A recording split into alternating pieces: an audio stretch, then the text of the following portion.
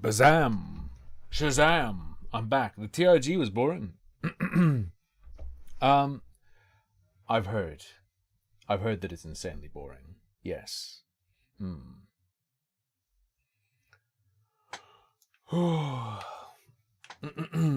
Warrior Wang, nothing is real. If you're looking for a deep meaning, you will not find it.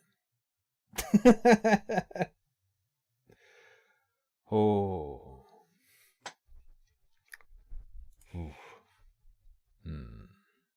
That was, of course, the Star Vaders OST. It's a terrible day of terrible news. We forgot about the Squirrel Slam. Wait, what? Wait. Squirrel Slam? I remember hanging out with the squirrels at the park. Wait, what was the Squirrel Slam? Hold up, paid promo. Who's paying me today, Eggman? I'm an affiliate with Rogue Energy, so I just put that on all the time. I just leave the paid promo on all the time because I have, essentially an ongoing infinite sponsorship. I don't know, man. If you don't find the guy who's been saying all this shit about himself, saying, yeah, hey, back when I was a kid, I was joining the Air Force. If you don't, I don't know, man. I don't know what I can say if you don't find that funny as fuck. I don't know. You might just not have a soul. Oh, yeah. So there was a guy on a bench feeding a bunch of pigeons. And Lucky Bee and I go to the park sometimes, and we feed the squirrels. And when we tried to give a peanut to the squirrel without feeding the pigeons, because they were all together, because the guy was throwing out seeds. The guy was throwing out seeds, and all the pigeons were convening around him. There were also nearby squirrels. We threw out a peanut to the squirrel. He spazzed out, slapped and grabbed a pigeon, and then jumped backwards and kicked another one and then ran away.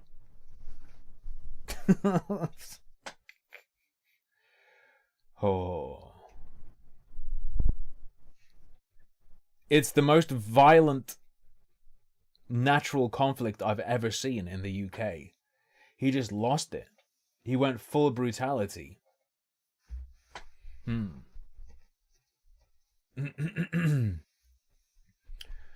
Oh, anyway, we're just chilling now. I can't wait to see evidence that he actually went to university. Anyway,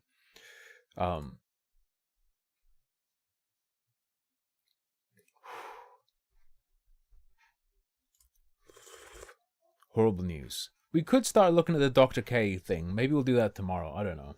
We'll see. Grey or red? I've never seen a red squirrel in real life.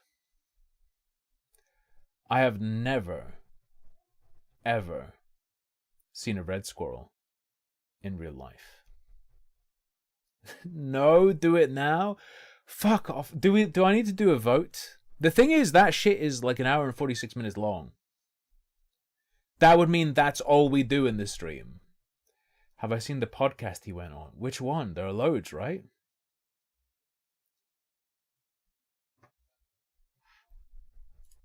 What is this Shiro link? I have indeed seen the red squirrel chud. I have seen it, yes. Have you never been to a nature park? Yeah, it's all grey squirrels. What are you talking about? What are you talking about? Dr. Kill. I've heard he likes Ayurvedic medicine. I wonder if he's fed anyone mercury. Isn't that part of Ayurveda? Eat the mercury? Eat the fucking mercury, untouchable. I believe that's a direct quote. No, I need to... Doesn't really need my benefit. My benefit doesn't really need my support. Okay? I disavow the comment you left on my new video. Disgusting. How could you?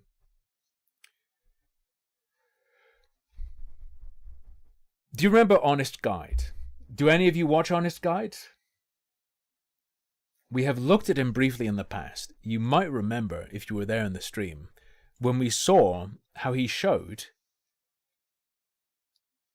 a Prague fucking beer scam where they tell you they're going to give you beer from, beer on tap, draft beer, and it comes out of a fucking plastic bottle. Some shit like that.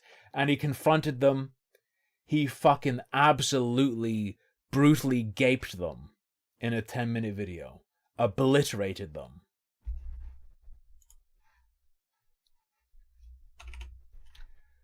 They're suing him. They're suing him. We're being sued for this video. Here are the details. He posted 23 hours ago. No matter how they're trying... Unless he secretly, like after he stopped filming, stabbed them. Or I don't know. Unless he did something else. The video itself is based. Incredibly great. Obliterated some fucking scum. Annihilated these fucking losers. Ripping people off. Very good. They're suing him. I would say not terribly shocking, but I didn't expect them to care enough to do it. I wouldn't have thought he'd have enough of an impact, because they're just going to be scooping up tourists who, for the most part, are not going to see that video, right? They're just going to be scooping people off the street. I'm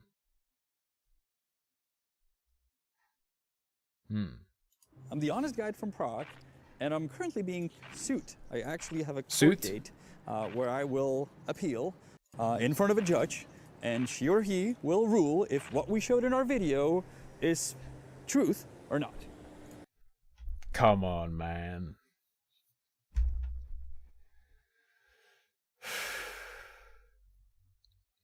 If he doesn't successfully defend himself,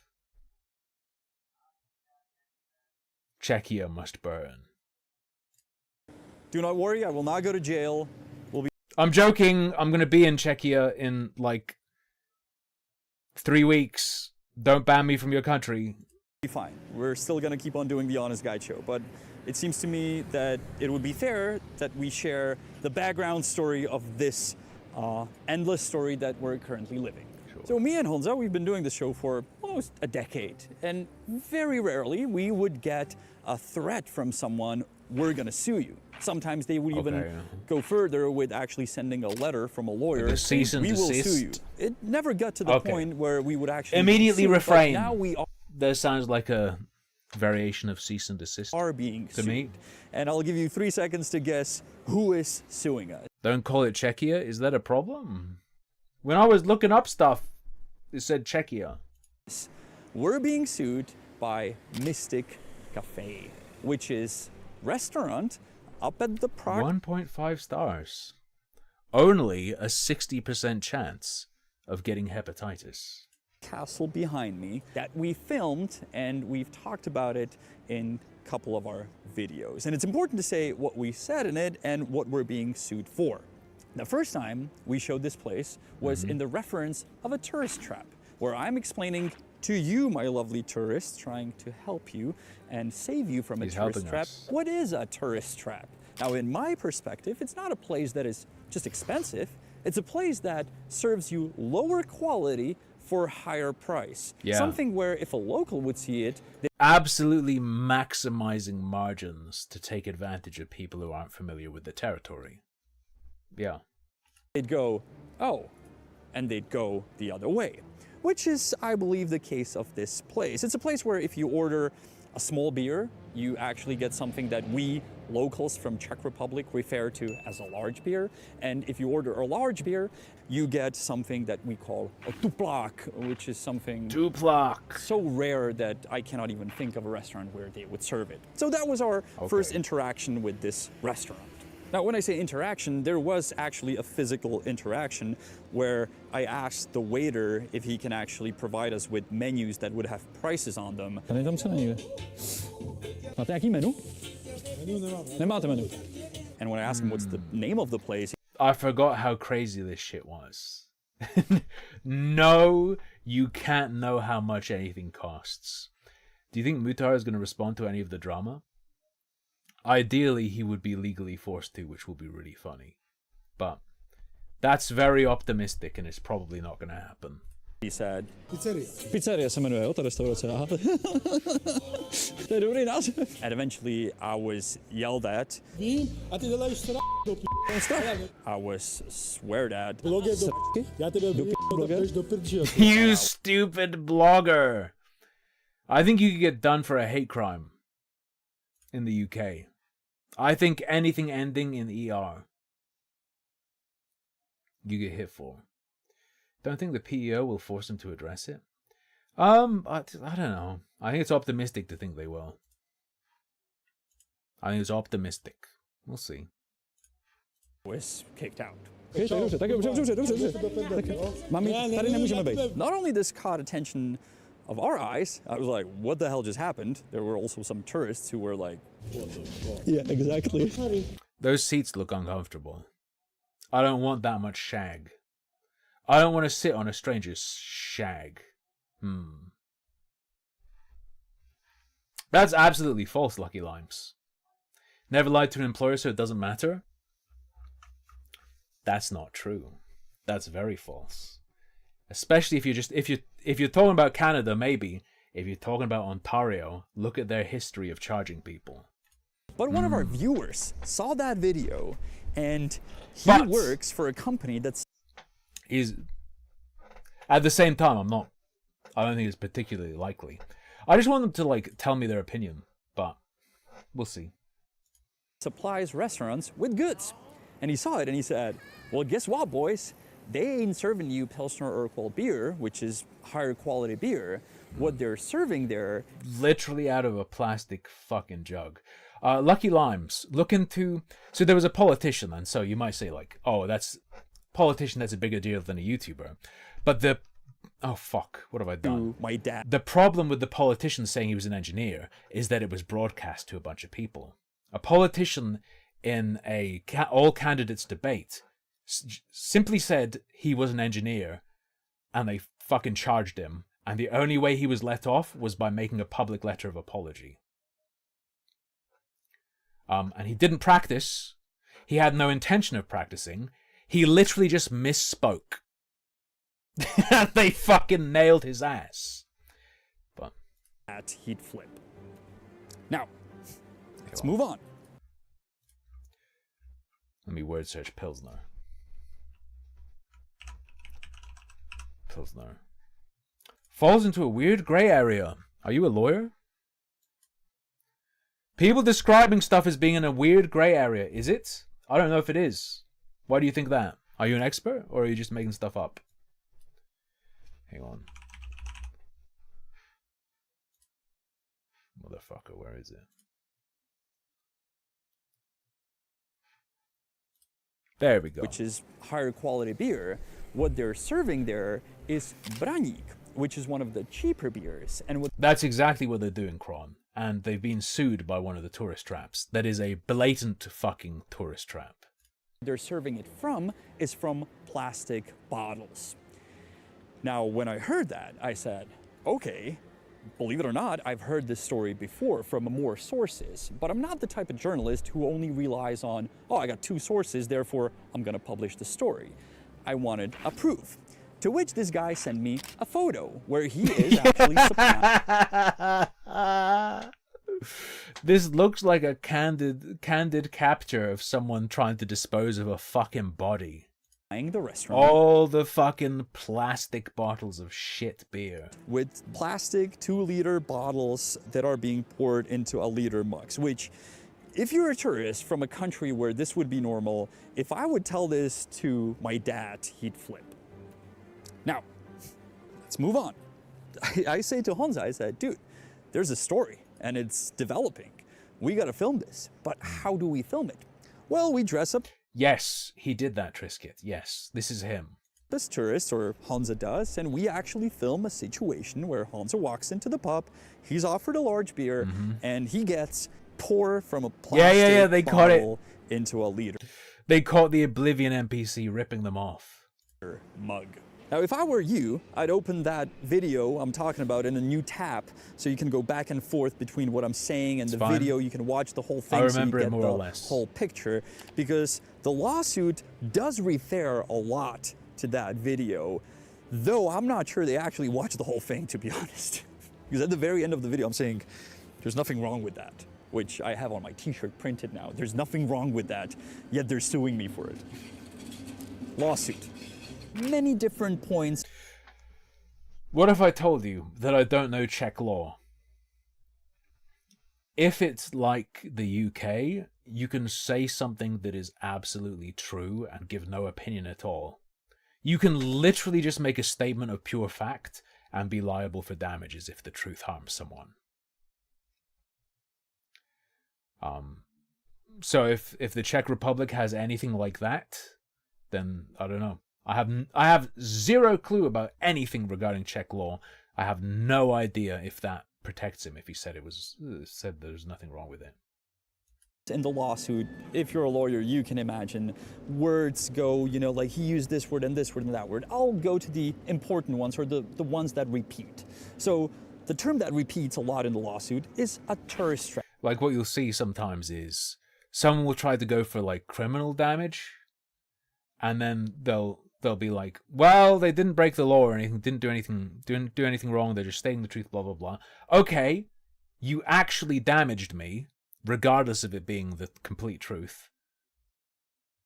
Pay for that, and they can win. It happened with a newspaper outing who was behind a blog. That I refer to it as a tourist trap. I do.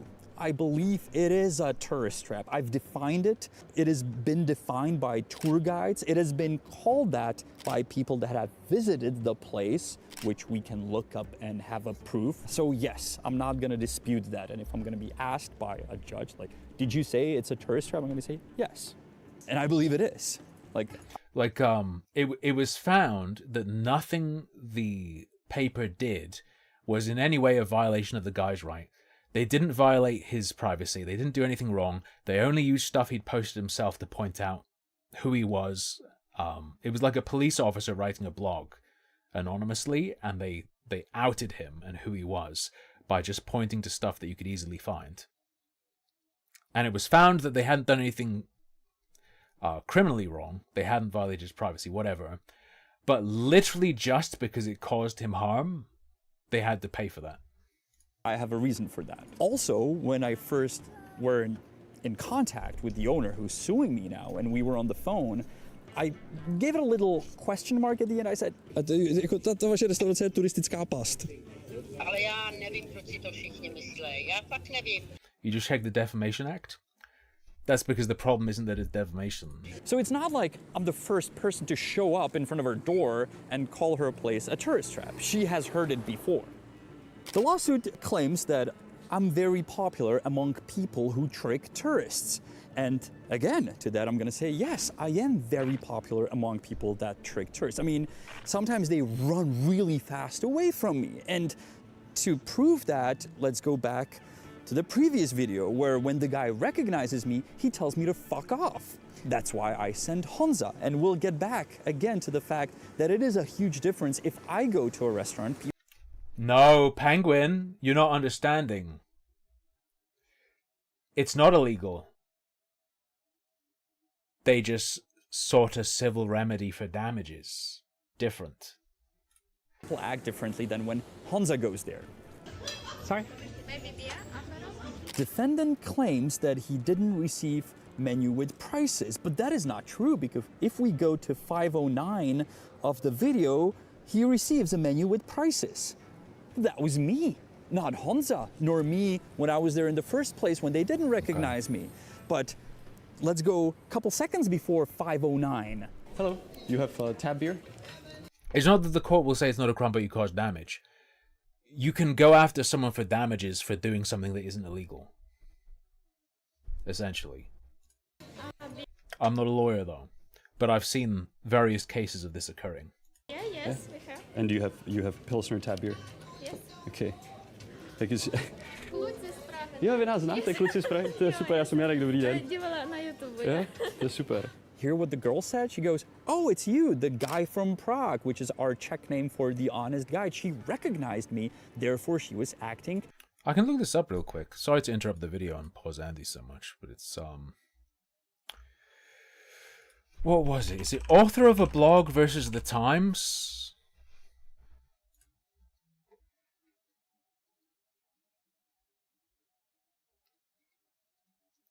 Yeah.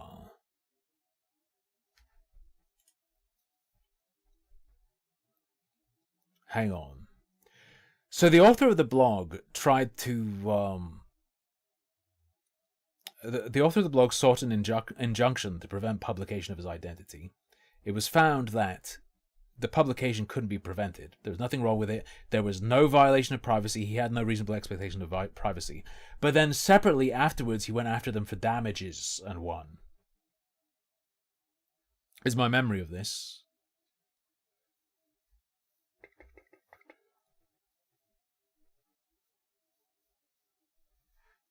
Later, as in a separate case, a civil case. Differently. She didn't say, "Do you want small or large beer?" She also said, Tak chcete? Po litru? yep, 0.5. She defined specifically the amount of beer that I want. And then I said, "I want Pilsner beer," to which she said, "Yeah, we have that." I said, "From tap?" She goes, "Of course, not a problem." Yeah. A couple minutes later, a different It's fucking open and shut. They told you you were buying one thing. You can go and watch them giving you something else. Done. Done. In any sane world, it's over for them. girl In any sane world, they should be in trouble. You should not be in trouble for showing the world that they fucking scammed you. shows up because I guess she smells trouble. And she goes, "We don't have that." A jaký máte jiný piva? Tmavý koza. A ten je čepovaný? Aha. Takže vy máte jenom z plechovky pivo. Jo, tak to si nedám asi. This interaction is written word by word here in the lawsuit. I don't really know why, because it only proves that they're acting differently when I showed up. Suddenly they're honest. They're like, "No, Yeah. we don't have Pilsner on tap." To which I keep asking, which is missing in the lawsuit, "Well, you know, we were just served beer from a plastic bottle by that brand." They're like, "No." Já jsem slyšel, že vy tady lejete pivo jako z plastových lahví. Done! Over! Over! Over for you! Done! Finished! Done! On tape! Get fucked! Is how this should work. Sorry. Není pravda. Why is it missing in the lawsuit? Like, I believe the judge will watch the entire video, not just the part that you're mentioning. Like, come on. The main part of the lawsuit is the word "instead of," where they're saying we're not serving low quality beer or cheaper beer instead of the expensive one, which is something we did not claim in the video. We didn't order specific brand. We ordered a beer in a place where we saw a logo of a certain beer company. We saw that they have the tap behind the bar, which if you're in Czech Republic, usually a place will be associated with one brand of beer. If there's other beers, they will be listed somewhere else. But if you walk in and you ask for a beer, you will usually know what you're getting. Like Right. McDonald's has 100 hamburgers, but if you ask for a hamburger, they'll give you the regular one, I guess. No, I don't know if that's how it works. Not a good example, but Yeah, I hope you know it's that. not. No, I don't think so. I mean, the entire length of the video, I did use the word "instead of" once. It was a mistake. I didn't know that they're gonna examine me word by word. And it's important to know when and where I use the word "instead of." That was when I was standing inside of a restaurant where outside they had the logo of the beer. They had the beer listed as first on the menu, and I saw the tap, the beer tap behind the bar. So you're in a Guinness restaurant with a Guinness in the front, and there's a Guinness tap. So I'm like, well, did you just serve me something else instead of this? That's how I put the line. Also, I put a question mark behind it, but then I also said, well, you did because we have it on film. Like, you're standing next to the tap, but you're pouring it from a plastic bottle. Like, that's what we have on video. That's why we didn't just publish the message I received. That's why we came here. That's our job as journalists, to show or prove. There's not really a situation here where you go somewhere and ask for a beer and they just give you one. Maybe at like a Japanese restaurant or something that literally just serves oh god, not Kirin, not Tsingtao, obviously that's Chinese. What's the Japanese one they always have? Asahi, yeah. Asahi. Like, if you go to a Japanese place and you ask for a beer, and they literally just serve Asahi, you'll get Asahi. But if it's somewhere with multiple beers, even if there's a main popular one, if you ask for a beer, they're still going to be like, yeah, which one? Prove what we're saying. So I can imagine the lawsuit will be a lot about this instead of and what we ordered, what we got served. And I'm more than happy and willing to make a video, which we're kind of doing right now, that if you understood it as we ordered this specific kind of beer and we received a different one, it was not the case. We just ordered a beer, we got the one poured from a plastic bottle, which, as I said, is not illegal, doesn't violate any rule, but it is very uncommon, very strange at that price range. And very fucking shit. At that location, obviously, that just is not normal.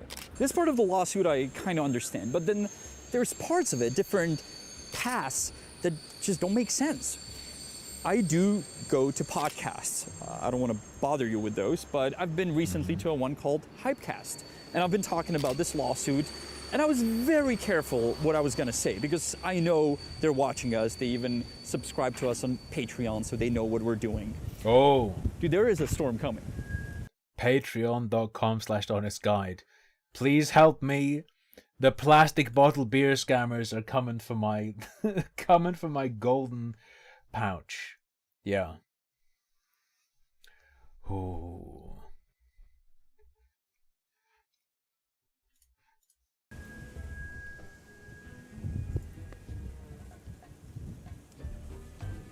I'll finish the story indoors.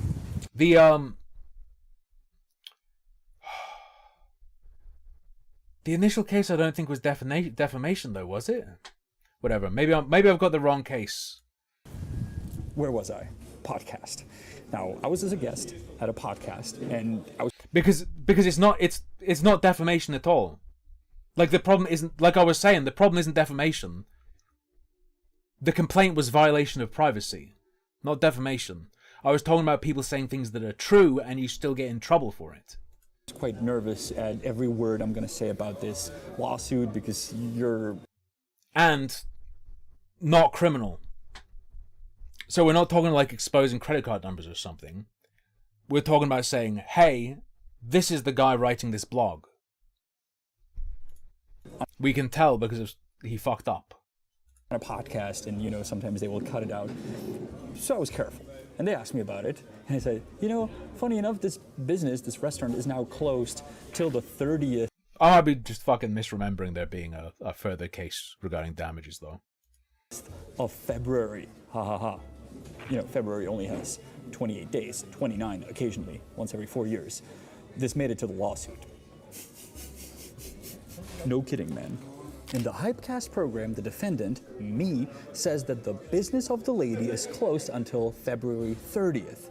Now, the lawyers in the lawsuit say, that is not our business at all. That's not the business of the lady that is suing you. It's some neighboring business that we have nothing to do with. Well, that's very strange, because where I found the picture online is a Facebook page for Prague One for the district, and the person suing me wrote a comment under the picture saying, oops, thank you. This is part of the lawsuit. I'm not even joking. And, okay, maybe it's a different restaurant that is next door. If it is, it also serves beer from the plastic bottles because we found this picture where they're just supplying it. I guess these are the only two restaurants in Prague and they're just neighboring each other. I have no idea how. Oh, that might be it. If it's a police blogger in the Times, hacked police blogger Richard Horton wins Times damages. An anonymous police blogger whose identity was revealed after journalists at the Times hacked his email. What the fuck? That can't be the one.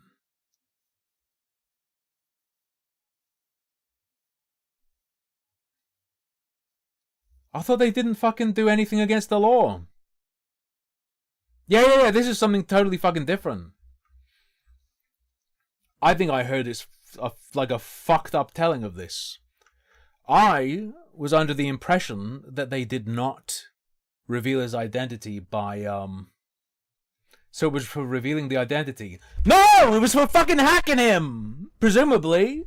In this case. If they fucking hacked him, yeah, get fucked. The News International newspaper named Detective Richard Horton as Nightjack's author in 2009 after the High Court refused to grant him anonymity. And I will pay damages and legal costs. Mr. Horton was issued a warning by his employers. Mark Lewis, the lawyer representing Mr. Horton, said despite the large financial sentiment, nothing can undo the intrusion into his private life. I put the incident behind me. The Lancashire detective sued the newspaper for damages for breach of confidence, misuse of public information, and deceit. He was given a written warning by senior officers. The Times revealed his identity after the High Court decided not to award Mr. Horton an injunction preventing the publication of identity. So this is the one where he failed to prevent them from outing him. They were given the okay. And then it turned out they gathered it by hacking. Okay. I was misled.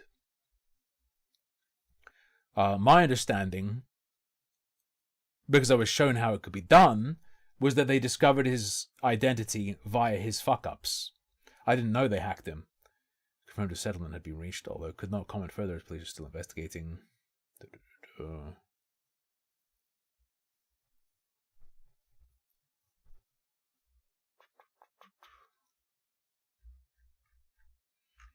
Interesting.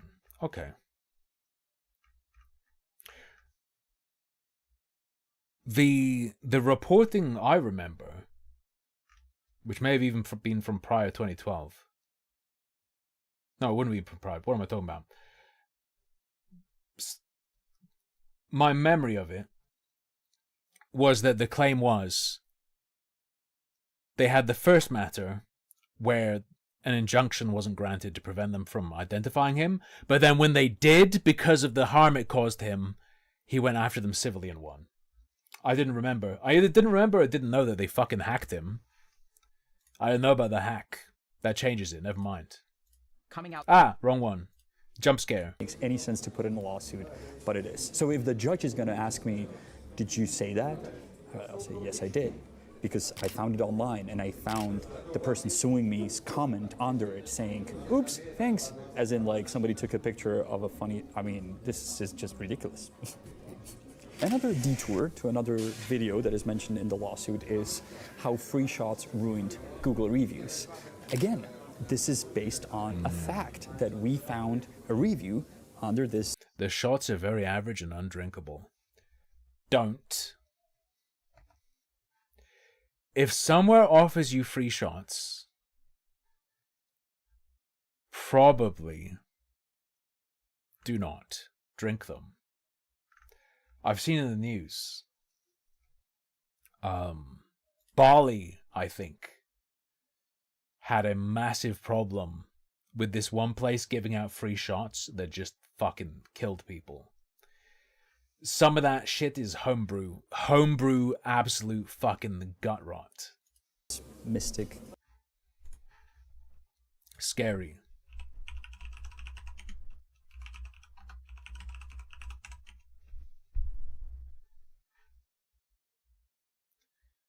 Hang on. Let me search Bali. I think it was Bali because that's where all the Australians go, right?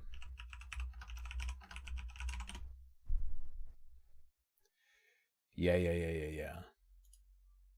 Methanol poisoning in Bali.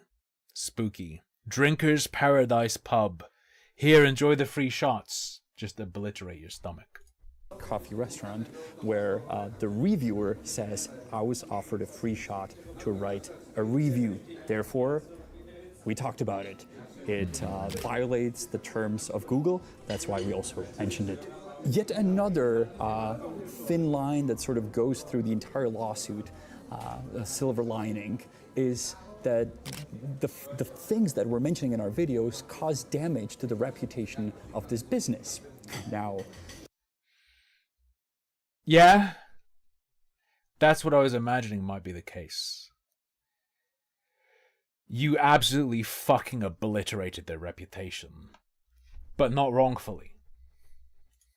let's look at that, because that's measurable. We can actually put a number on that, and the number is from 1 to 5, right? How you review a business.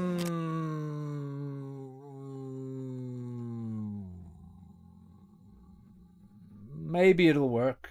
I'm not a lawyer. Going by like the yellow pages or fucking Google reviews and saying we didn't shift the needle? Maybe. Maybe. But consider the number of reviews on their business versus the exposure your video got and the impact that would have. Like, if truth isn't a defense in the Czech Republic, I don't know if it is or not. Like you did. So if we look at the business, you like nuked them, and that's good.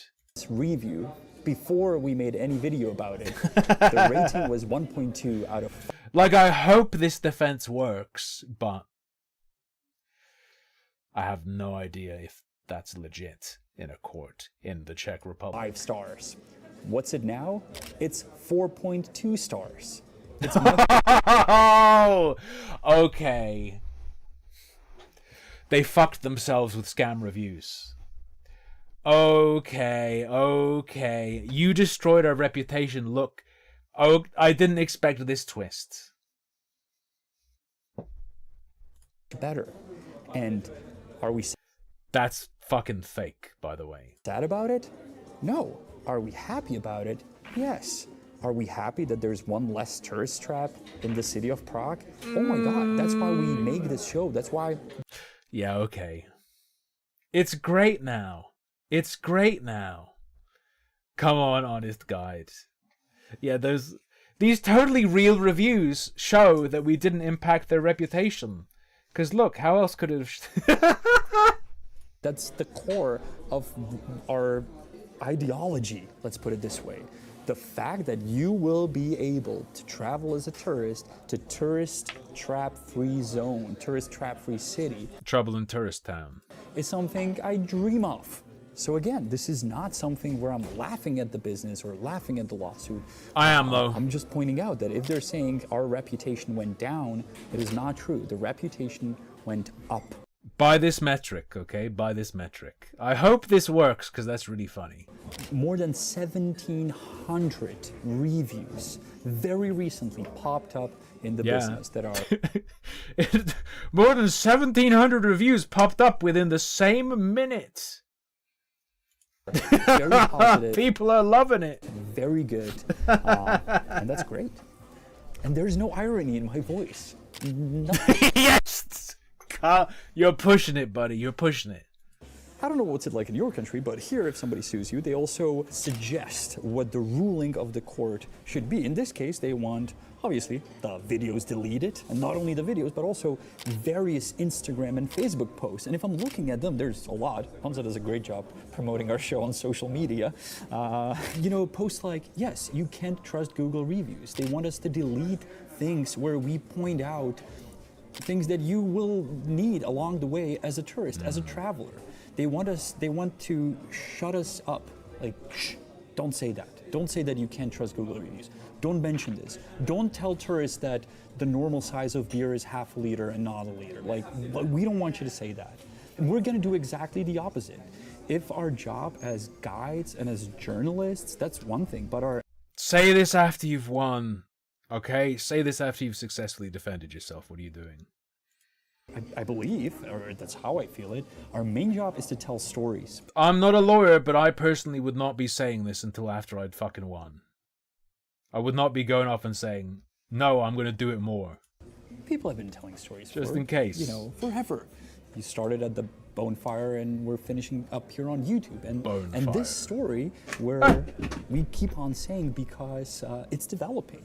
And let's be fair, to us, to me, the Developers, story ended or developers, finished developers, when we shook hands with the owner. And both of us basically said, we see the world or the tourist industry in Prague differently. And we can part on that. That's fine. Like, you do your business, I do my business. But I just didn't think she would sue us for that. But that's where we are. And apart from deleting the Facebook posts and Instagram posts and YouTube video, she also obviously wants money. We're talking thousands of euros. I don't want to be specific in these, but within 3 days of the ruling. Am I afraid of losing the court? Will I know how it will end? Obviously, our lawyers tell us one thing. I'm sure her lawyer tells her another thing. I am not afraid of it. I have deep respect to courts in our country. I have deep respect to all the institutions that I believe in. I have faith in. Otherwise, I wouldn't live in this country. So whatever the ruling will be, we will, I guess. I have zero faith in the legal system of the country I live in. It's just not really convenient to move somewhere else. Go with it after we talk to our lawyers. Is my personal take. Hey, that's fucking Anders Breivik, dude. What are you doing? I guess go with it. I mean, after we talk to our lawyers. Oh, you're cooked. You're cooked. But yeah, hey, that's how it is. Fun fact: it's not the honest guy being sued. It's just me. So Hansa's lucky. So if on the next video you only see Hansa doing like a POV selfie kind of video, you know the court went down south. Hey, it's me, Hansa. Today I'm going to show you the best prisons in Prague, and we may run them into Yannick. Now, one of the arguments our lawyer said that, you know, she's intimidating with these actions. She's intimidating us. And yes. Yes, I am intimidated. She brandished the cracked plastic threateningly. I want to step up, not for us, but for every journalist, for every YouTuber, for every girl, boy out there who shows something. For every we do this for the lady boys. We review plastic beer for the lady boys. That's who. And somebody will threaten them with a lawsuit. Stand for what you say. Stand for what you show. Because we live in a free country, in a free world where we are free to show and say things that are true. And what we showed is truth. I believe that the main reason she's suing is because she simply doesn't like the fact what we showed. But we didn't make up anything. We didn't create a story that doesn't exist. We just showed what she does. We showed and the if you're fucking unhappy shit with what plastic beer. I think in the UK, if you're serving people beer out of a plastic bottle, they just fucking kill you. Like, not law enforcement, not an executioner, but just the general public kills you and then no one reports you. It's just accepted. It's just like a social convention. then don't do it. That's the end to it. Not by suing someone. Like, do I make my point? This is the time when the subscribe button does make sense, because if you do subscribe, we will keep you posted on how the court goes and how it all ended. You can also go to our Patreon, where you can find maps with recommendations on where to go, what to see. Also maps with traps, so you don't fall into those. And we may... I'm going to like fucking Adderspach or whatever. Adderspach. Whatever it is. even post the nearest update there as well. So I don't need his guide because I'm literally going to one tiny spot. In what is going on. Thanks a million to you guys for watching this. You're a part of the story. That's why we're making this video. We feel... Shut up, you have the fucking plastic bottle cider. That's cider. That's not beer.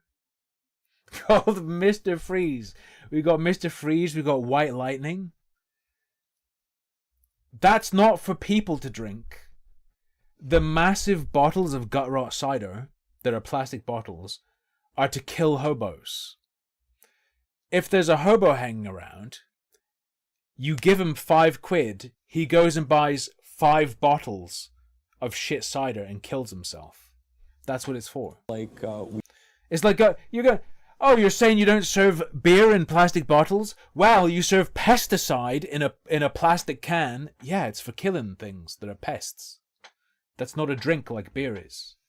We dragged you into this crazy world that we call our home, that we call Prague, and you seem to like the stories that we show and share. Thank you, I hate Twitch. So this is just yet another one. So thank you for sticking around, and I will make sure to go through the comments under this one. Actually, a lot of the time, so hobos will drink the weird knockoff super cheap cider. But there's also something particular they drink that is our version of Four Loko. Apparently in the US you can't get Four Loko anymore, like it's illegal. As in, they have something called Four Loko, but it's just an energy drink, right? When it was originally an alcoholic energy drink. We have alcoholic energy drinks here. And they're fucking disgusting. It's like faintly scented rubbing alcohol. It's so fucking gross. I'm curious. But you will feel amazing if you drink 2 of them. Let me teach you 2 Czech words at the end, how to say court and judge. So the word for court is soud, and Soud? soudce is Soud. a judge. So soud is court, soudce judge. Soudce. Yeah. Four Loko is still alcoholic? Strange. Maybe in some states and not in others. They changed the recipe. Okay. Alright. Just got tweaked. Okay.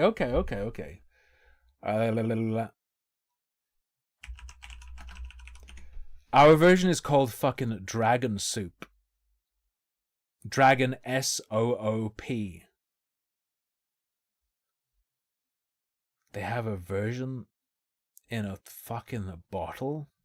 Feeling fancy, I'm going to drink the hobo slop from a glass bottle. Okay. Graham! Graham, what are you doing drinking this shit? I love Graham. Why is Graham drinking this? Hi there. Graham. And hello and welcome. I hope you're all okay. He took a break, Another but he's sunny back. day, and I wonder what today will bring. I'm sorry, but I promise one day I'll get this tripod right. He's part of the genre of the style of food content that I can't comprehend. My food channel videos are the same length as his, and a lot of people are like him, but they will review one food item for 10 to 14 minutes, where I do like minimum 6. And I don't know what possesses someone to think that's a good idea. Maybe it's just a really tight budget, but Next Battleground season, I only play Star Vaders, that's it. There we go. How about that? Hell yeah, brother. Get the drink in you. It says on here that it's £2.99. Mm-hmm. It was actually £2.50. 7.5% From a alcohol shop by in volume. Alton called Sonny's Food and Booze. 7.4% ABV. There we go. Energy drink.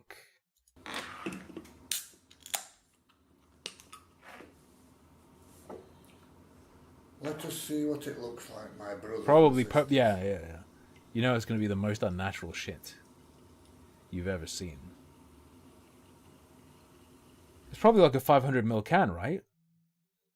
It's going to be what, like 3.5 units or something? 3.5, maybe 4 units? I don't know.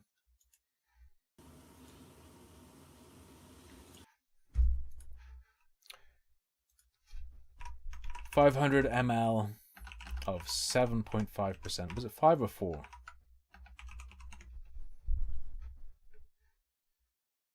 $3.75 units of alcohol. So that's almost 4 shots. A can of this is about 4 shots of vodka. There you go. Blackcurrant and apple. It's not going to taste like blackcurrant and apple. Vaguely fruity rubbing alcohol. Apple and blackcurrant. dragon soup. Cheers everyone, and thank you all so much once again for joining the channel.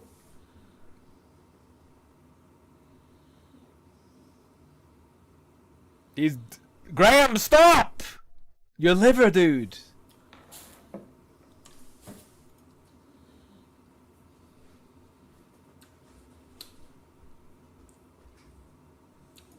How much is it? How much is what? What do you mean?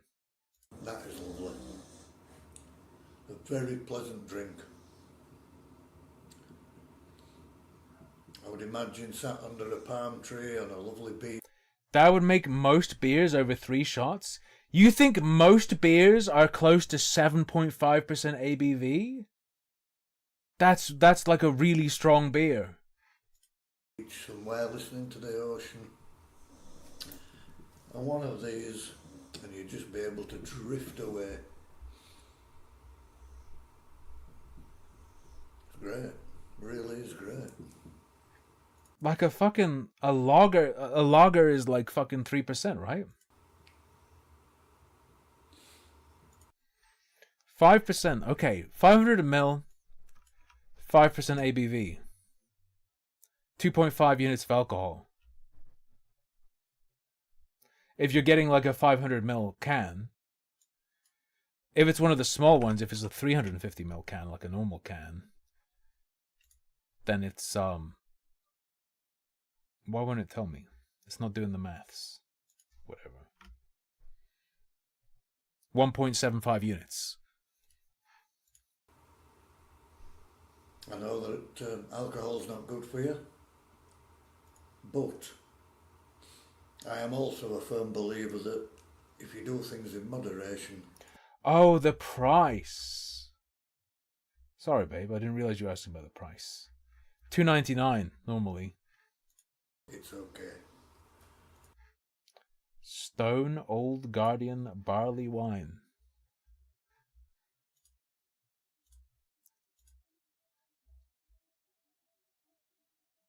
Looks like a fucking demon mask, an Oni mask. 11% ABV.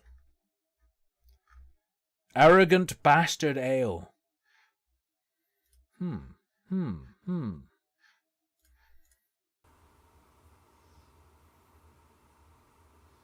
Yeah, he got it on sale at his local. You didn't read. Baby, there are a lot of comments.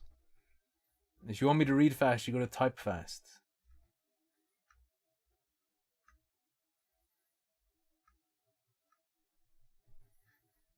I don't see shit. The cost in pound sterling, £2.99. There you go. New Ross Scott, I kneel.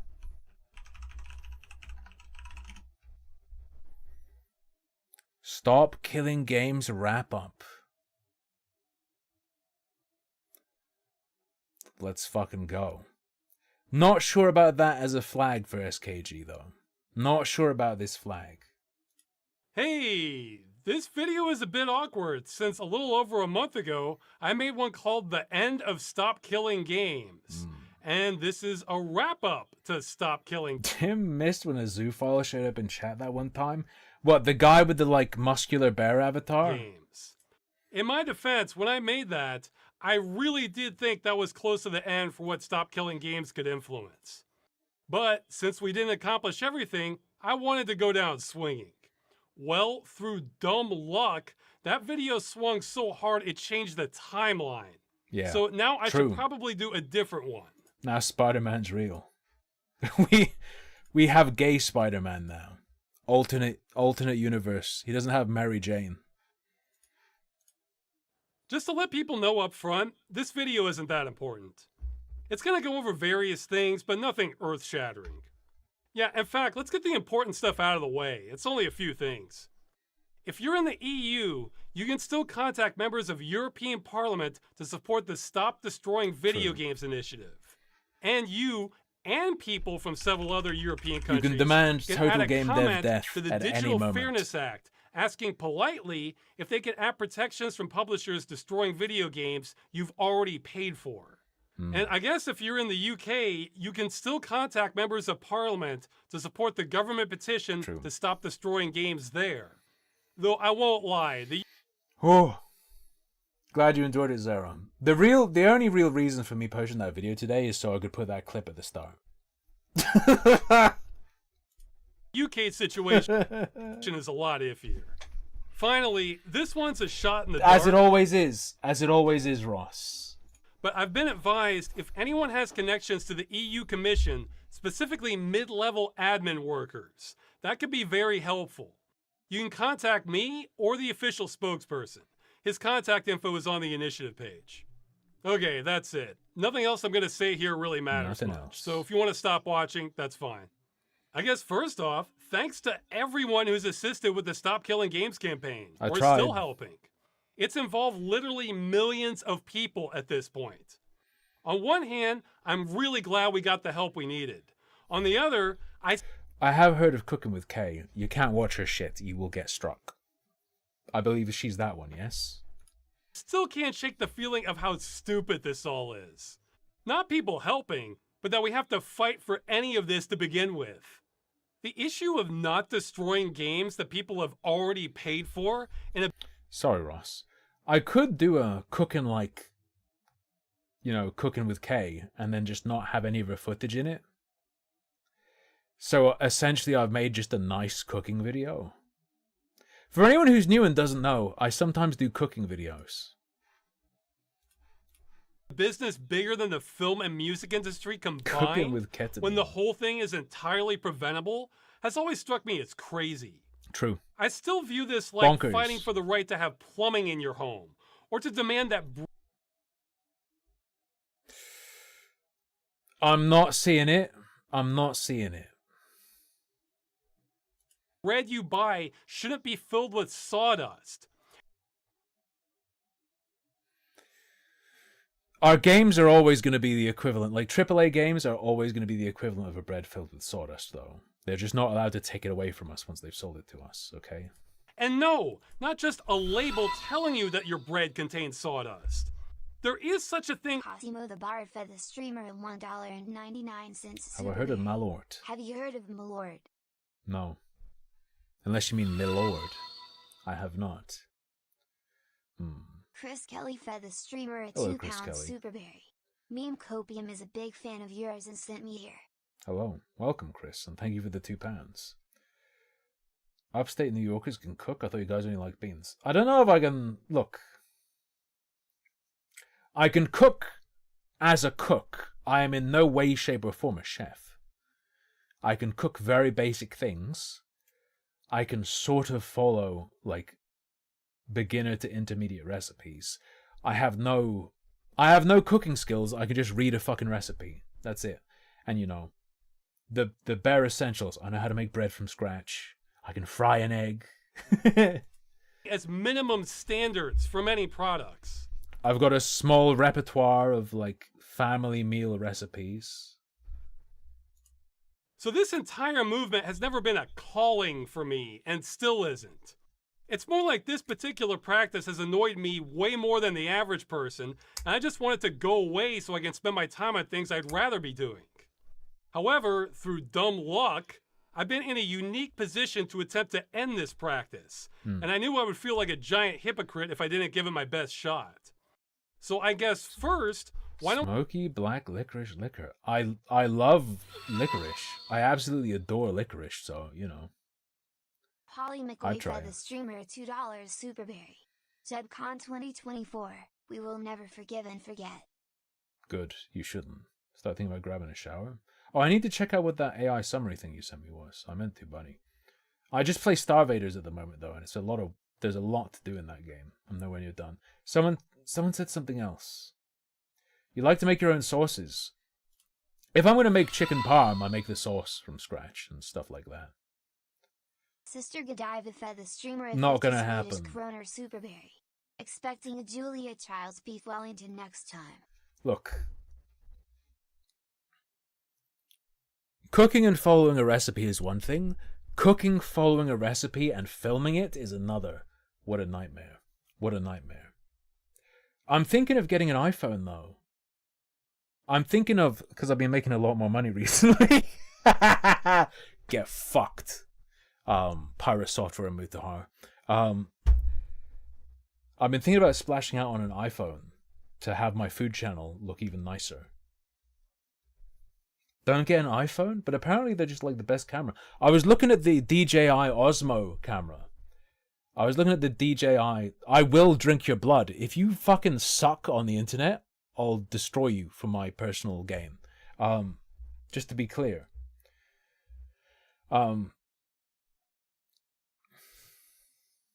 Yeah, the DJI Osmo, I watched a review of it that was very positive, but totally turned me off of it. Totally turned me off of it. Top-end Samsung Galaxy. I have to look into it, buddy. I need to do more research. I was thinking about getting a Panasonic Lumix, possibly. Obviously not a phone. Not a phone, but that camera. Looks really good, and it's not like insanely priced. But the problem with getting a DSLR is that that's going to be a pain in the ass for when I go to restaurants and stuff. But whatever, it's okay. We go over what that shot has looked like and how effective it's been. Let's pull up the old battle Cosimo, I only show Twitch on screen, but I can see all the chats. plans again. Okay, so here are the original plans, but new options opened up along the way. So here's the updated version. And rather than go over everything... Baldavius_Mig15 tree fed the streamer Mig15 $2 tree. Here's some shekels for the iPhone Thank you. fund. I don't even know if I'm buying an iPhone, and the point is I already have the fucking money for it. I don't have like a fund for an iPhone, okay? I made Thank a you, key though. showing the state of each attempt. I'm rating this by 2 metrics. Did we accomplish what we set out to do? I can see Dix McCoy in the kick chat, yes. All Sister single one Godiva of them. fed the streamer a 50 Swedish kroner superberry. Wait a second. My lord is wormwood, the urban absinthe. Licorice tastes and nice. My favorite drink is absinthe and sparkling wine. Yeah, but doesn't wormwood make you fucking insane?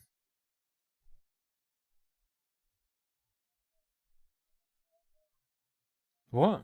Seawood is specifically good for shooting food ads? See, my girlfriend has expertise in that, and I think she was suggesting... My girlfriend suggested an iPhone or a DSLR, I think, if I remember correctly. And how effective was that? Well, on the first metric, we've actually done amazing. We have maximized our chances to push back against the issue of games being destroyed on almost every front. That's incredible. I wouldn't have predicted we would have gotten this far. In fact, I'd say the only place we outright... So, those green dots are where we need to bomb? I understand, Ross. I understand. ...failed to launch was Brazil. It was looking promising, but we ran into a wall where the law firm needed more data on how many copies of The Crew were sold in Brazil, and we just weren't able to find it. So, bummer... Oh, I was kidding, but that icon is a bit... That icon is a bit fucking explodey. So... Hang on. If you only need to film the app, the iPhone is overkill. The thing with the iPhone, though, is... So I film products I've bought in my kitchen with, like, a setup. Like, if you see my cooking videos, I use that setup on the food channel. But I also go to, like, food festivals and restaurants and stuff, and, like, an iPhone or, like, a camera or, like, a small action camera or something is obviously going to be better for that, just because it's not insanely conspicuous. So I feel like getting a phone with a really good camera is the compromise. about that, but I think it wasn't... But compromise between the little micro camera and a DSLR, get a top-end phone with a top-end camera, is my thought. But maybe I'm wrong. ...the most pivotal country in this either. I think France, Germany, Australia, and the EU as a whole are the heavyweights in this. As long as we get a major market prohibiting game destruction, I think we'll largely win this globally. But what about... The GoPro has a really far out focal point as well. The GoPros are weird and they have a really wide angle. I don't know. The second metric, how effective this all was.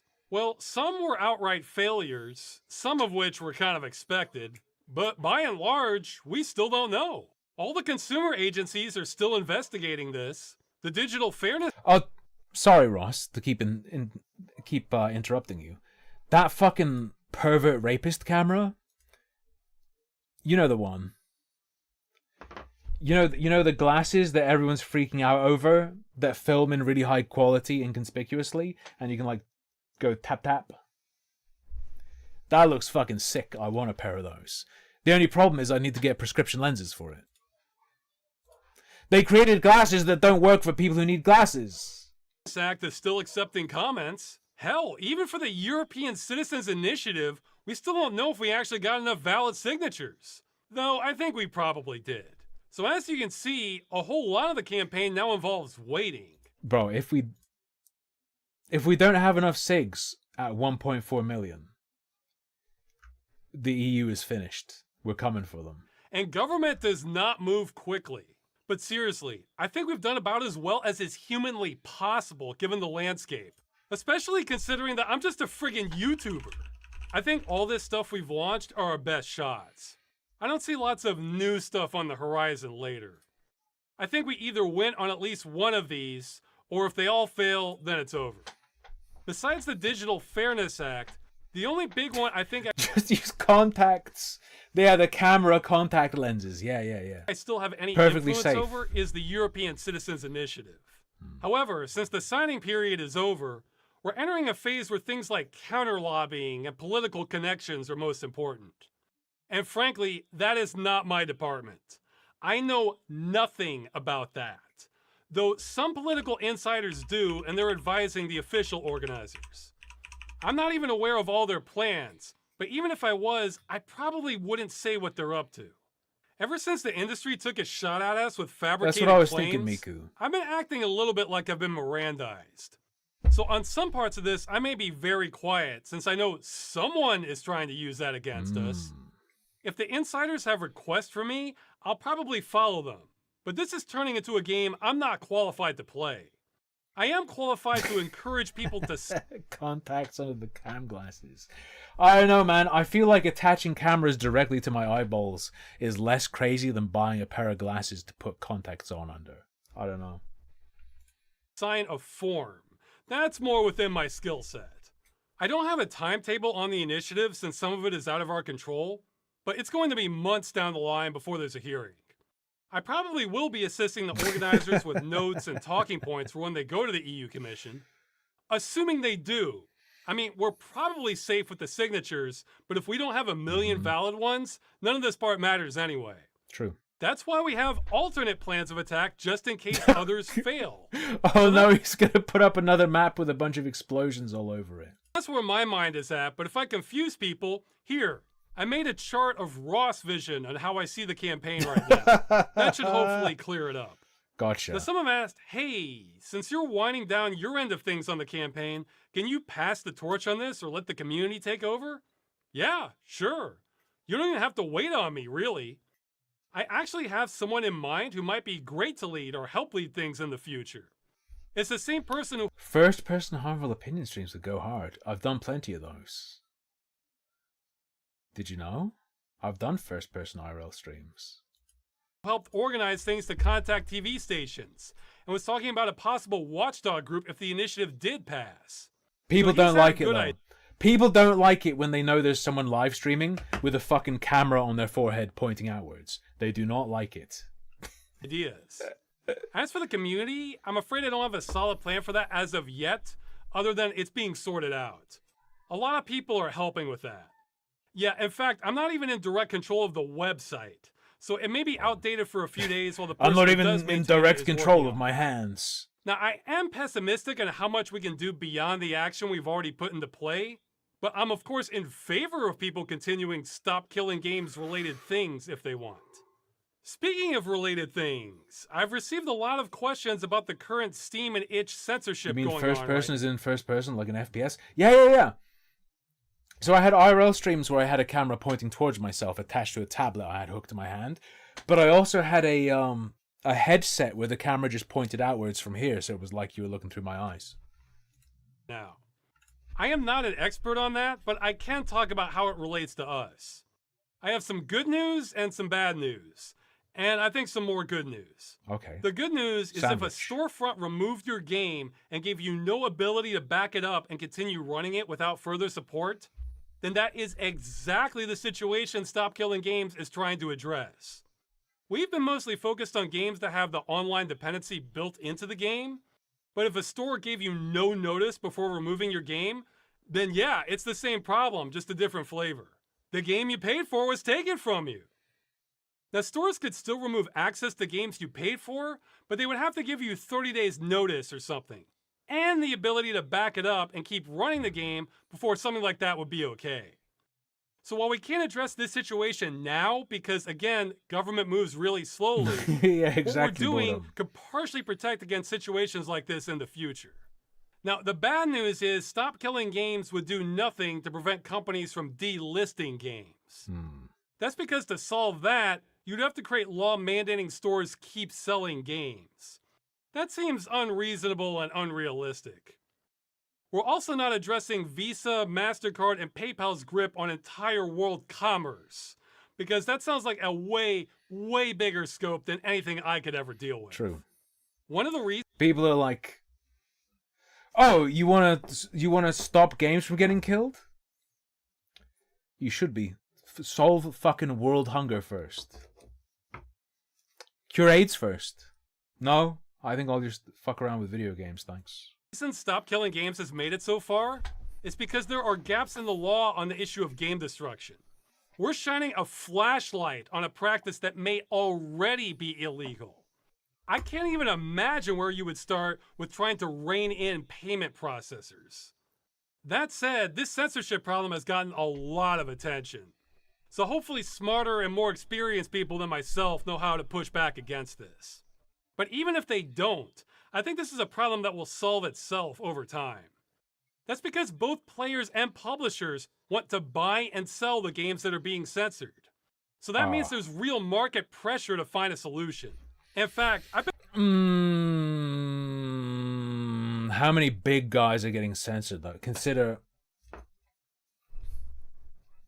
potentially this kills competition for the big guys in many cases, because it's gonna be niche weirdo stuff more affected, I suspect, and overwhelmingly, disproportionately, I've seen. There's a startup frantically trying to fill the gap that credit card companies are leaving them right now because there's so much money being left on the table for them. You can try. If you bet on companies wanting to make lots of money, you're rarely disappointed. I also think this situation points out how hollow the alternative solutions you sometimes see suggested are, like clear labeling or voting with your wallet. In both cases, those do not save the games you want to keep. It's the same for censor games also. Voting with your wallet only helps if the game is allowed to exist in the first place. True. So Stop Killing Games would only help with part of this censorship situation in the future, but it's certainly compatible with people trying to do more. Okay, speaking of the future, I think what we've done with Stop Killing Games has actually changed the timeline, or is attempting to. As someone who's been at ground zero on this, I thought it might be fun to compare what would still be happening if the movement had never happened. All right. First, let's look at the battle plans.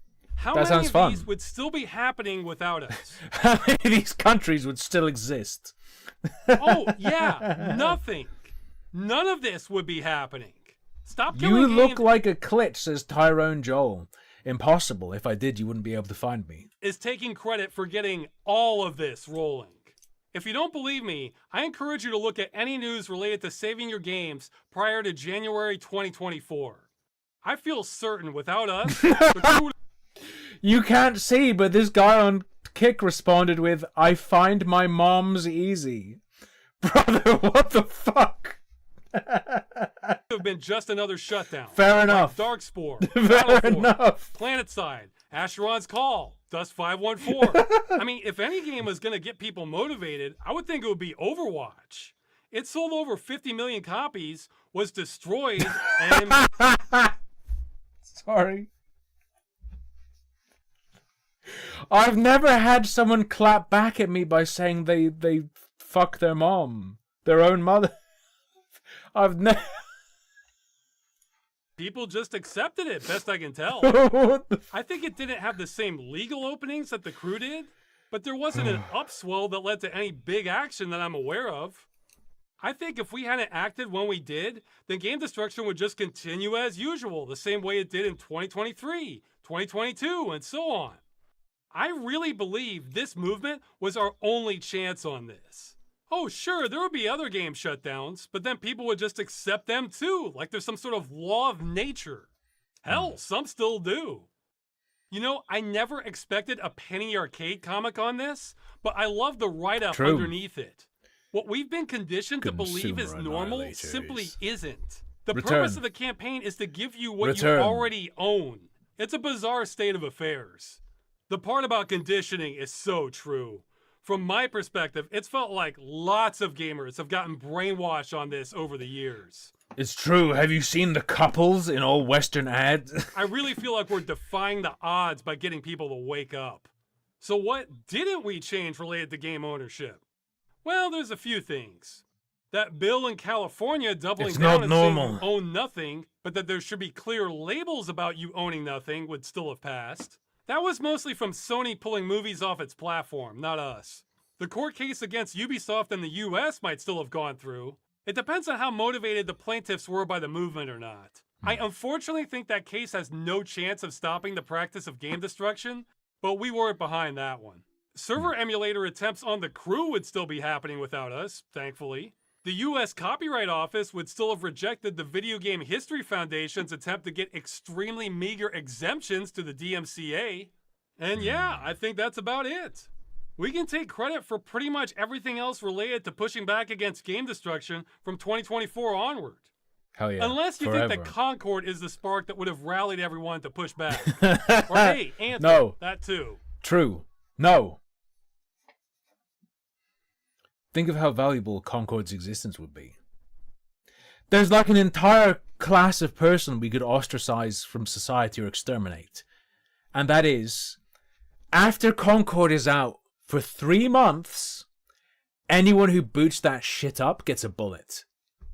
Think of how much better the world would become. 3 months for normal people to check it out and have a laugh or whatever. You run that shit after 3 months? Roped. So yeah, we're on a different timeline now. It feels weird. Okay, and here's the part nobody is going to like.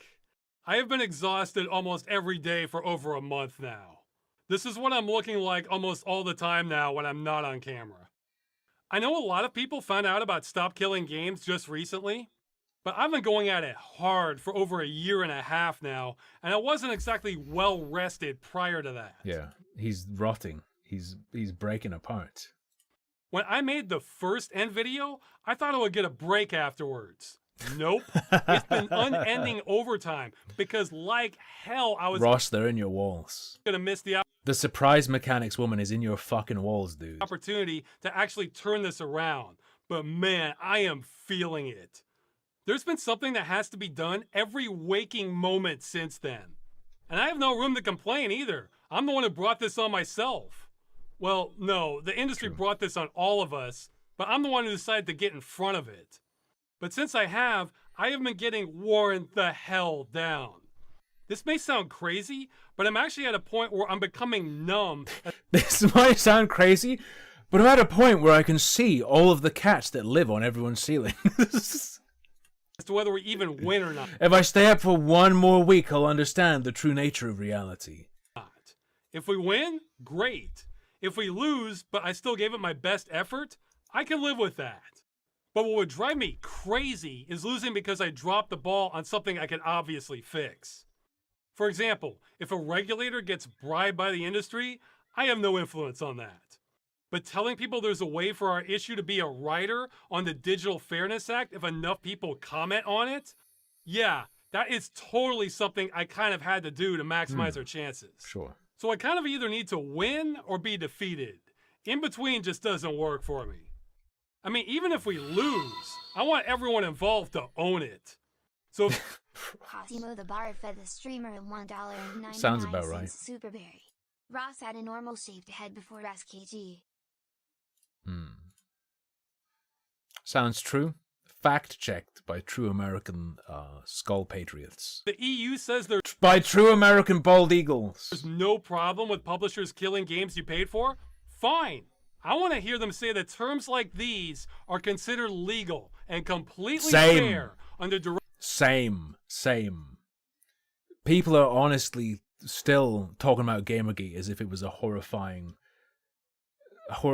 like orgy of violence. You have no fucking idea what's gonna happen if this gets shot down or fuckery occurs. Like, you genuinely don't even conceive of the shitstorm that will occur. Directive 9313 EEC, which is supposed to protect consumers against unfair terms and mass-produced contracts. If consumer protections never really existed for video games this whole time, and the EU Commission wants to keep it that way, then let's hear them say it so the whole world knows. They could have saved me a lot of time and effort. I think there's a serious chance we could win, though, somewhere. Anyway, I've said before, I've kind of hated doing all of this. It's just been a competing scale of knowing I would hate myself more if I quit at a critical juncture. Yeah. Well, I'm just about through the most critical junctures. Oh, there's more left, but not ones I know how to influence much. My goal on all of this has always been to get in, hit as hard as I can, then get out. I think he said that a few times breaking up with people as well. Look, lady. The getting out part is taking longer than I would have wanted, but that's still the plan. I want to be done with Siffy, it. were you here earlier? He has a map explaining what's occurred. And he put like an explosion marker on fucking Brazil.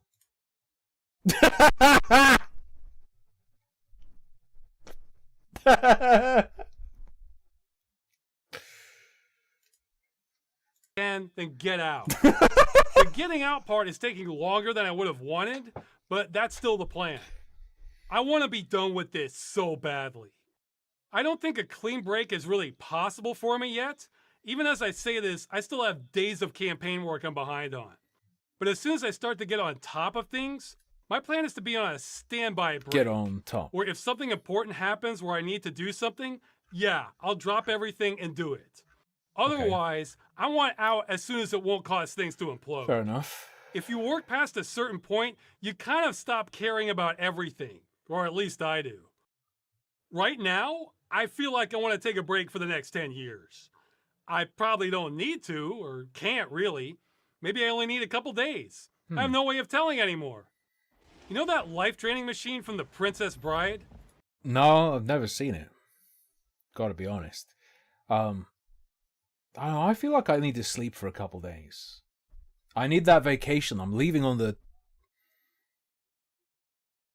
Well, yeah, I'll be leaving on the 24th. I'll be leaving on the 24th. Yeah, I feel like I might have had a round or two on that.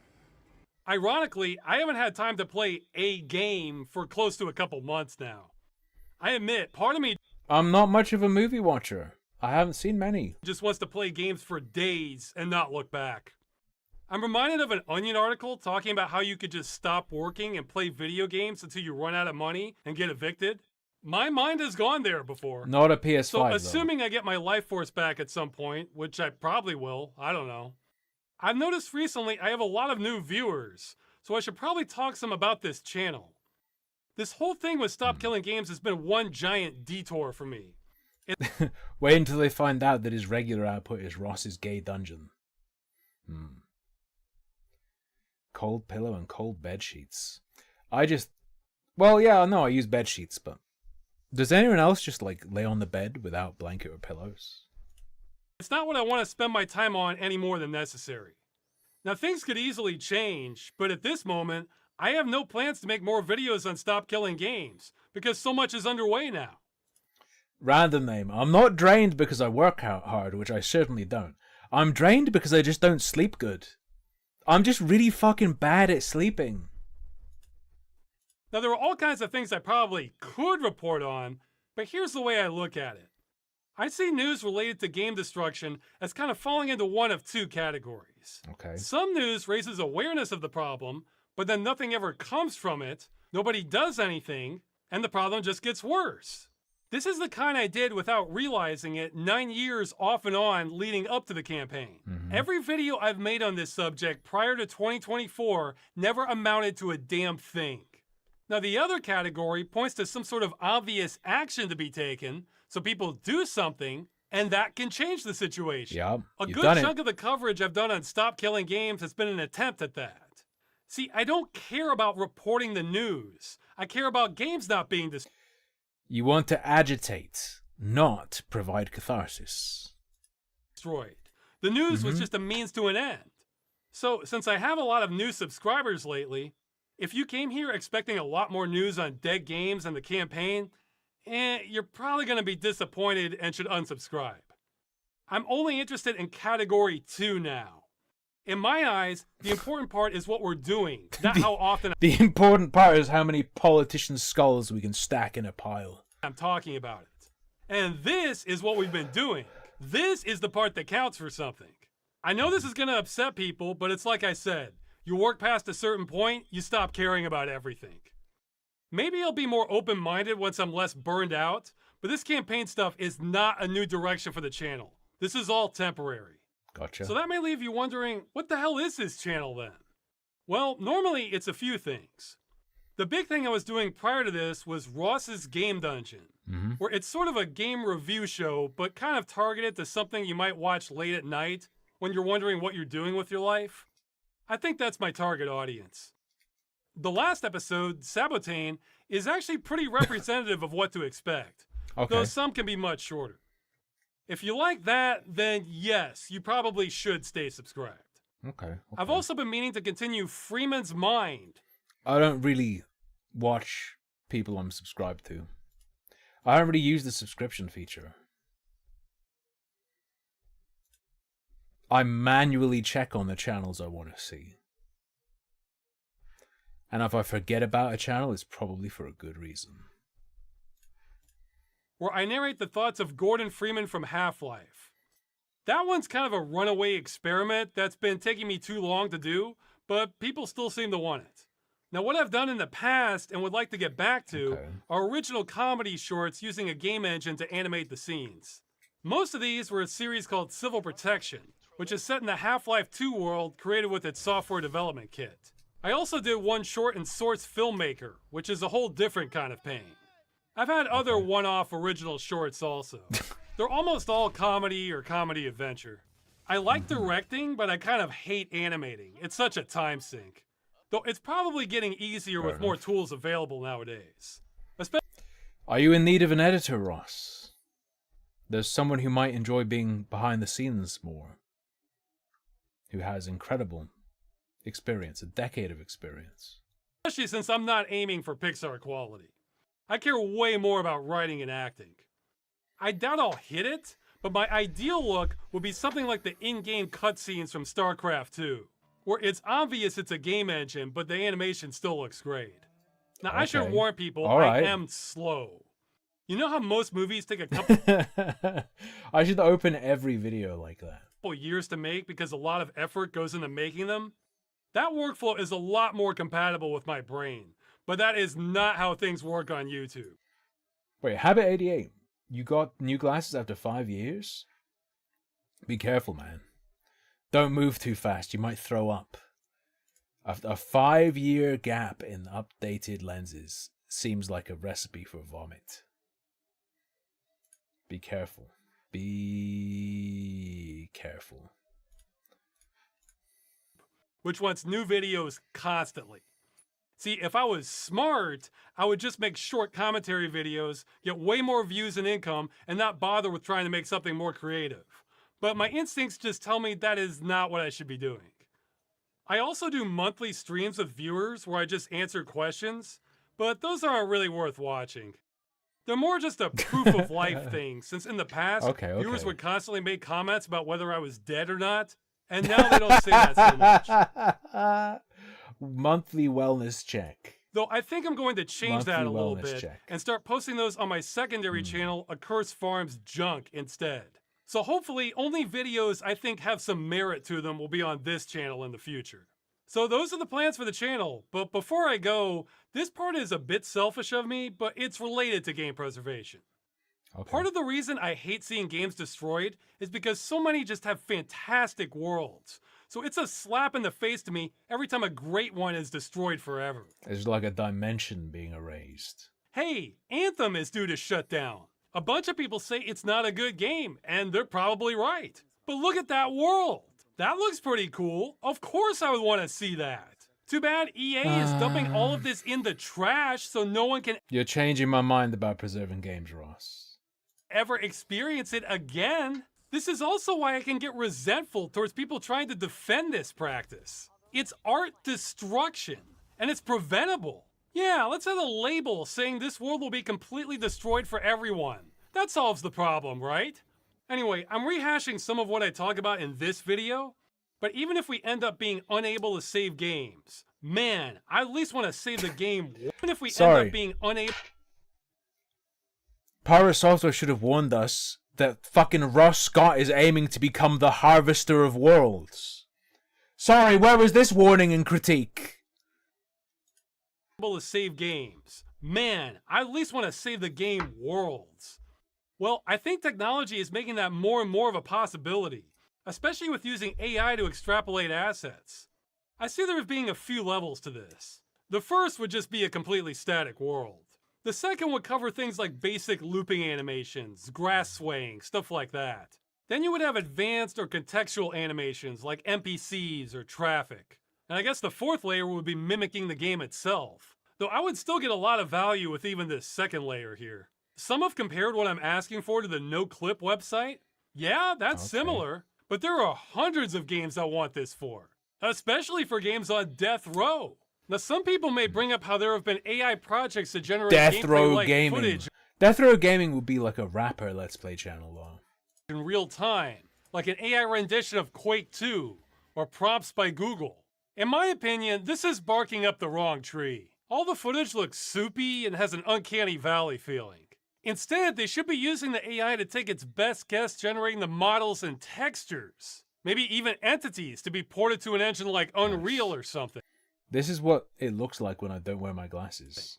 Then it could be rendered cleanly and not have this creepy soup vibe to everything. Or at least a lot less. Really, the technology for some of this I think is here right now. But it needs to be integrated and streamlined because the people willing to go and plot out these game worlds might not be the same people developing the tools. Even with the technology, right now there's probably 20 steps between capturing footage from the game and porting an imitation of it inside an engine you could walk around in. Anyway, I just want to encourage development in this direction. I said I'd rather be doing things besides the campaign. Well, this is one of them. Be part of a Game World Explorers Club. Okay. So that makes me think of the South Park episode about Chef leaving. Don't call it that. That's the wrap up. Stop Killing Games is largely underway, even though there are a few things left to do. I'm a bit of a burned out husk because of it, but I can keep burning some more if necessary. And yeah, that's it. In the next video, his hand is just going to be like a withered black stump, never to recover. See ya. He's going to wave his hands like this and it's going to be all fucked up. He's going to start to burn away his physical form. Permanently. Okay, welcome back to Gary's Economics. I never want to hear your voice again. Okay. Ladies and gents. His fucking wanking claw. He can do it himself. He can do it himself. He doesn't need your help. He can do it himself. Do you know that one? Scary Movie 2, right? The guy with the cripple claw gets offered a hand job and he's offended. Oh. The Rise of Pronatalism. Mummy Pig Pregnancy Conspiracy. Oh, there was some ad. It wasn't the Sydney Sweeney one. God, there was some fucking ad where, like, people are so mind raped, and it's I think it's proof of globo homo. In that there are people who will see like an ad that has a straight couple, and they will actually have a violently negative reaction to it and think it's like fucking Hitler's ghost trying to force them to reproduce or something. So the internet is full of conspiracies, especially That's a rough voice, I forgot. when it comes to kids media. The Rugrats hallucination theory, the ashes in a What? coma theory from Pokemon, the theory that each character Okay. from Winnie the Pooh represents a different mental illness. There's no shortage of conspiracies about cute innocent kids. I don't know that that's a conspiracy. Kids shows secretly having a dark side, which brings us to Sounds like an interpretation. What the fuck do you mean? Peppa Pig. This year, Mummy Pig, the mother of the popular British cartoon Pig. character Peppa Pig, announced that she was pregnant on live TV before Before what? That sounded like we were about to hear abortion. popular British cartoon character Peppa Pig announced that she was pregnant on live TV before appearing in several Appearing, not abort. Okay. You know the true lore of Peppa Pig, right? You know that Peppa Pig, regular viewers will know about this because I've said it many times. Peppa Pig is a weapon against Australia. It is a UK show. And one of the Peppa Pig episodes was about how, don't worry kids, spiders can't hurt you. If you see a spider, go ahead, pick it up, play with it. And then when they started airing Peppa Pig in Australia, they didn't catch that one, and they fucking aired it in Australia. Once, and then never again, because people complained. magazine articles and podcasts to talk about the pregnancy. While most people took it at face value as a fun and silly marketing stunt for the show, others Doesn't the UK have dangerous spiders too? The worst we've got is false widows. The worst we've got is false widows, I'm pretty sure. And I don't think they've ever killed anyone. They're just very ouchy. Potentially an issue if you have cardiac issues, I guess, or if you're very small or very old. went down a conspiratorial rabbit hole claiming that the fictional pigs were pushing pro-birth government propaganda. Is there any truth to the rumors online that Peppa Pig's baby sister is Yeah, the government hates immigration and wants white people to have loads of kids. True. political propaganda, or is it just a case of an out-of-touch brand trying to be cute and relatable? Let's dive into the rabbit hole. Before we jump into everything, I just want to give a huge thank you to Squarespace for sponsoring this video. Squarespace is the all-in-one website Sign up with her link if you want to. platform for creators to stand out and succeed online, whether you're just Thank you, Ian Bits.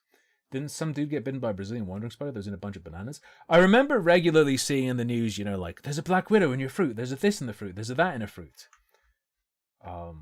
Brazilian wandering spider is a real nasty one to get bitten by. All the spiders with medically significant venom you don't want to get bitten by, but the wandering spider will cause a priapism. That is an erection that lasts for more than 4 hours.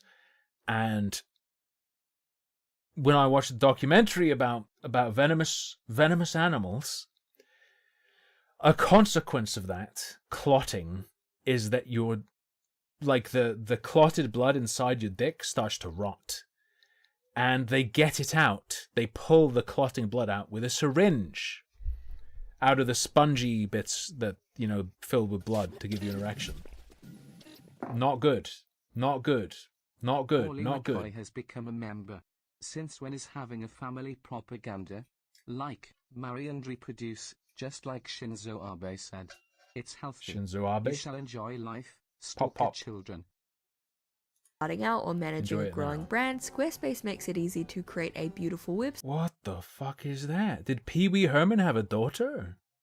and engage with your audience. With Squarespace's intuitive drag and drop editing, beautiful styling Drag and options, drop. tons of visual design effects, and a whole library of templates, literally anyone can build an epic Templates? custom website to fit their needs. Not only can you sell products, but Squarespace makes it easy to sell services and get paid But Squarespace makes it easy to sell your body. all in one place. From consultations to events and experiences, you can attract clients and grow your business with Squarespace. And for that extra professional touch, Squarespace domains is a great way of giving your site a unique Do they name. want ads Every this long? Squarespace Really? domain comes with advanced privacy and security tools included to ensure that your domain remains Catchable online and penis. protected. Squarespace provides everything you need to bring more of your dream to life, whether that means building a website or adding a professional email service. Go to squarespace.com for a free trial, and when you're ready to launch, go to squarespace.com/Izzies to save 10% off your first purchase of a website or domain. A huge thank you to Squarespace for sponsoring this video, and now let's continue with the video. Peppa Pig is an animated show aimed at preschoolers and young children, which follows 4-year-old Peppa Pig and her family as they go about their daily lives in the fictional neighborhood of Peppa Town. The family consists of Mummy Pig, Daddy Pig, Peppa, and her younger brother George, as well as a whole cast of secondary characters, including friends, teachers, and relatives. While it may look like a quaint Shove crippled rats down the stairs, twist off baby rat heads. little kid show, make no mistake, Peppa Pig Roundhouse kick Peppa Pig rats into dumpsters. is a multi-billion-dollar media empire. The show first aired back in 2004, and over 20 years later, in 2024, was named the 4th most in-demand kids show worldwide, which goes to show how much staying power it has. In 2009, Get shit on by Bluey, dipshit. alone, the Peppa Pig brand brought in over $1 billion USD in retail sales worldwide. Toys and merchandise is where the bulk of the Peppa fortune is earned, with thousands of Peppa and George dolls flying off the shelf, among other products including clothing, Crocs, Just casually filming some kids. clocks, Alright. Monopoly, easels, tents, microphones, and more. There's even an official Peppa Pig theme park, Peppa Pig World, which was famously visited by ex-PM Boris Johnson. I saw him in an Asda once. I swear to God, I saw Boris Johnson in Asda in fucking Wheatley, and he was buying shit budget sweets. Forgive me. Forgive me. Forgive me. Yesterday I went, as we all must, to Peppa Pig World. Peppa Pig World is very much my kind of place. Honestly, looking at the park map, I get why Bojo was so choked up about it. The place looks lit. Peppa Pig is so popular on such a global scale that the show's been reported to have caused thousands What is Asda? Asda is the UK's Walmart. of American children to adopt English accents. You know, mummy, tomato, all those things that us non-American freaks say. But it's not all sunshine and rainbows in Peppa Town, and there have been a few incidents over the years that have raised eyebrows. In 2017, an episode where Daddy Pig said that spiders can't hurt you was banned in Australia, where Yo! Is my favorite. Wait, pulled off air in Australia again? Oh, they played it again. spiders very much can hurt you. There's no need to be afraid, Peppa. Spiders are very, very small, and they can't hurt you. And in 2022, The big ones aren't the ones you have to be scared of, though. In Australia, at least. Brazilian wandering spiders are pretty hefty and will hurt the fuck out of you. The ones you got to be scared of in Australia are pretty small. I think all of them that are dangerous are pretty small. there was an extremely stupid controversy over the show adding a same-sex couple. According to trusted news source the National Catholic Register, the show was the latest victim of the LGBT ideology. God, I hope Peppa Pig doesn't make my 3-year-old gay. Most recently, viewers have called into question We already know it does. It makes kids say tomato. We already agreed that this is true and happens. the regular fat-shaming that Daddy It's fucking tomato.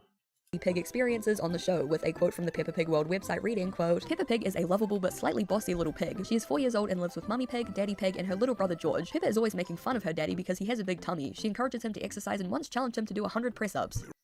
Lolicon OC or Peppa Pig? Impossible quiz.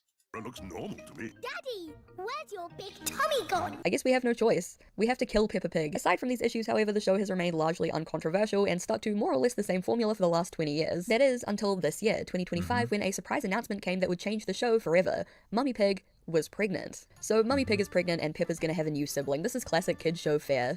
Dropping some fresh bacon.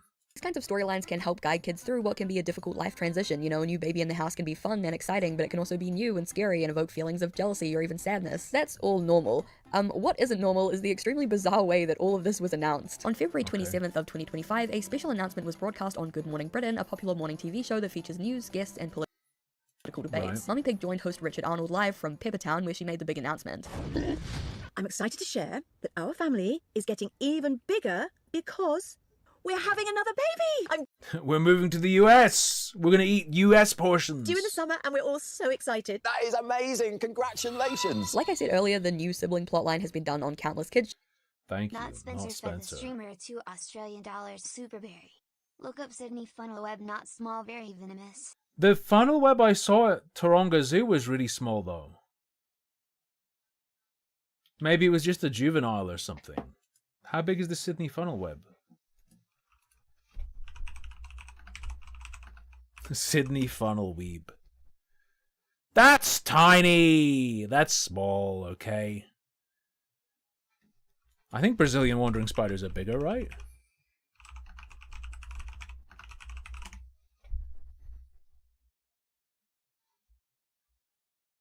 I think by like circumference they're way bigger, right? Am I crazy? I remembered them being chunkier, but like this is chunkier and not as wide, but whatever. Seems like it has a smaller leg span, but it is. I'll give you the funnel web is pretty chunky. But never before has it been presented as an influencer-style pregnancy announcement on a nationwide breakfast news show. It was bizarre, and it was only going to get weirder as Mummy Pig went on a pregnancy PR tour across Britain. As news quickly spread and was covered by other mainstream It's called advertising, honey. Look it up. news channels. To the mother of children's character Peppa Pig. Thank you. Which Peppa Pig family member looks the most delicious? I mean, any of them work. I think they're just all made of a uniform pink slop. So they're all the same, man. People were freaked out by this odd thing they'd never seen before.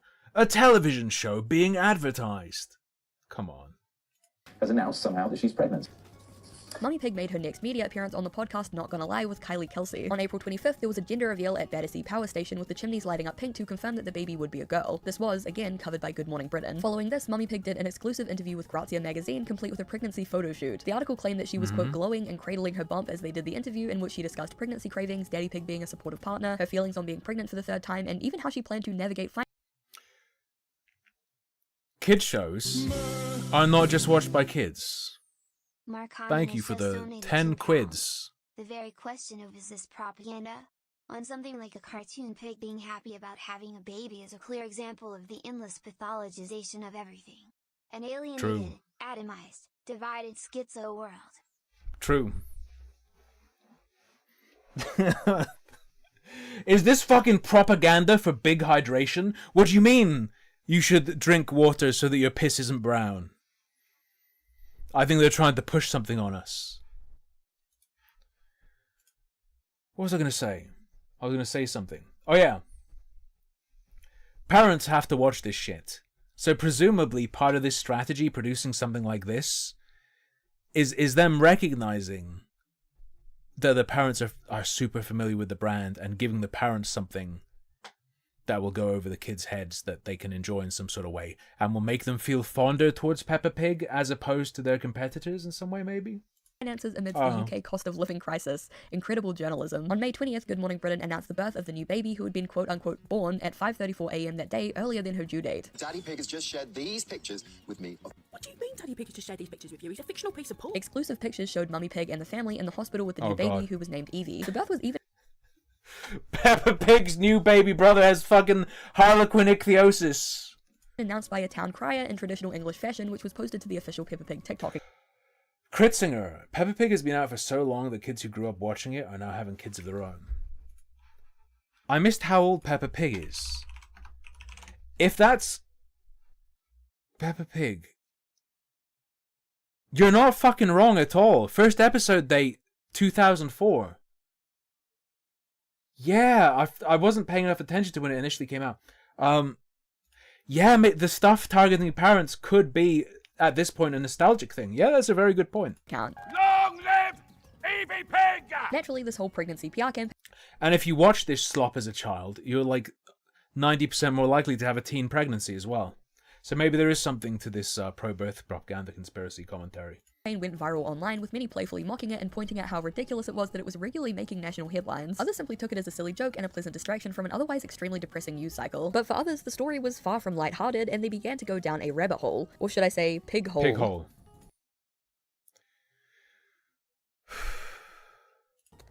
No, I shouldn't. One of the earliest TikToks hinting at a conspiracy behind Peppa Pig was posted on March 1st of 2025 by a user called Karen Space and has over 1.6 million views. Hate to break it to you all, but Mummy Pig is only pregnant because birth rates are on the decline. This is a publicity stunt trying to convince women that the only way to be happy is to have a Kieran isn't even fucking serious about this. Kieran isn't even serious. The comments were understandably skeptical of this claim. I don't think anyone's going to get pregnant because Mummy Pig, a fictional animal from a kid's show, is pregnant. Or maybe we could just be happy for Mummy Pig. How about that? I don't think a grown woman without kids is watching Peppa Pig, mate. have you been on TikTok? Case closed. But additionally, Bluey is exactly what I'm thinking of. Polly McCoy fed the streamer a $2 Hello. superberry. Have you given thought to starting a family? I'm just going to destroy a bunch of other families and then patch the pieces together.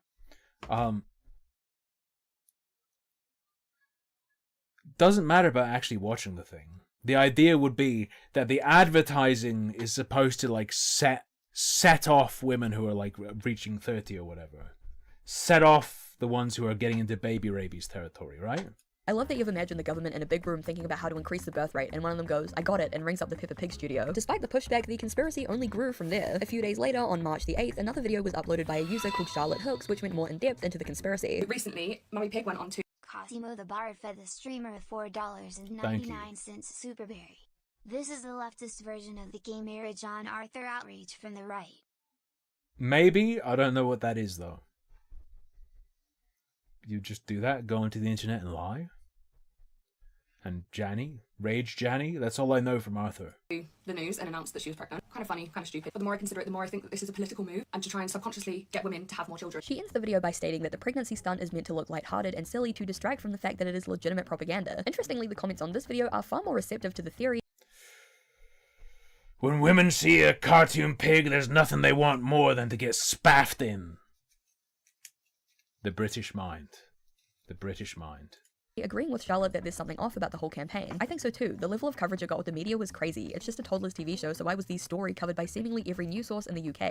Why the fuck do you think? It's called native advertising. It's called native advertising. I think it's propaganda for kids. I believe it's actually aimed at the little girls watching. Nowadays we tend to tell girls they can be whatever they want. I haven't heard being a mum as a dream job in years. Children are going to watch it and want a new baby brother/sister like Peppa. They'll ask their parents and maybe they'll consider it. The theory soon breached. Parental units, initiate coitus. Immediately, I desire a new playmate. TikTok containment and made it to other corners of the internet. A post was made on the r/Daniel Tiger conspiracy subreddit, a place for parents to shitpost and make up silly theories about shows that their kids watch, discussing Peppa's new baby sister. I'm convinced that Peppa Pig is propaganda for making more babies. How so? Up until Mummy Pig got pregnant, there was only one other baby, baby Alexander, and he was a little shit that everyone hated. Sounds like an argument for birth control, to be honest. Just how perfect of a big sister Peppa is to George. My wife sees it and is like, "Aw, see, don't you think our kid would be a good big sister too?" Do you think Peppa Pig made her feel that way? Or do you think it's merely an opportunity to express those feelings and recognize those feelings in herself?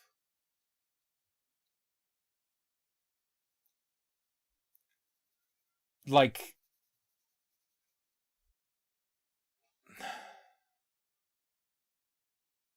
fucking Bambi's mom getting shot, making you feel sad, isn't like conservationist propaganda necessarily. Others pointed out that, according to those official hospital pics that Daddy Pig shared, baby Evie had been born at St Mary's Hospital in the private Lindo wing instead of through the publicly funded health service in the UK, the NHS. It costs between 7 to 10k to give birth here, which is kind of hilarious in light of Mummy Pig's comments to Grazia magazine about struggling during the cost of living crisis. Had no idea that the Pig family had private maternity hospital levels of wealth. So the Pig family are too good for the NHS? This is so culty, hahaha. Soon news articles were coming out slamming the Pig family for their expensive choice in healthcare. An MSN article crunched the numbers trying to figure out if the family salary could even realistically cover healthcare like this, and an article by Katie Tobin and Slate criticized the creators of Peppa Pig for an out-of-touch decision like this in light of the financial crisis. Quote, that Mummy Pig went private instead of championing the NHS feels like a pointed slight against the overburdened public services that so many parents... Holy fuck.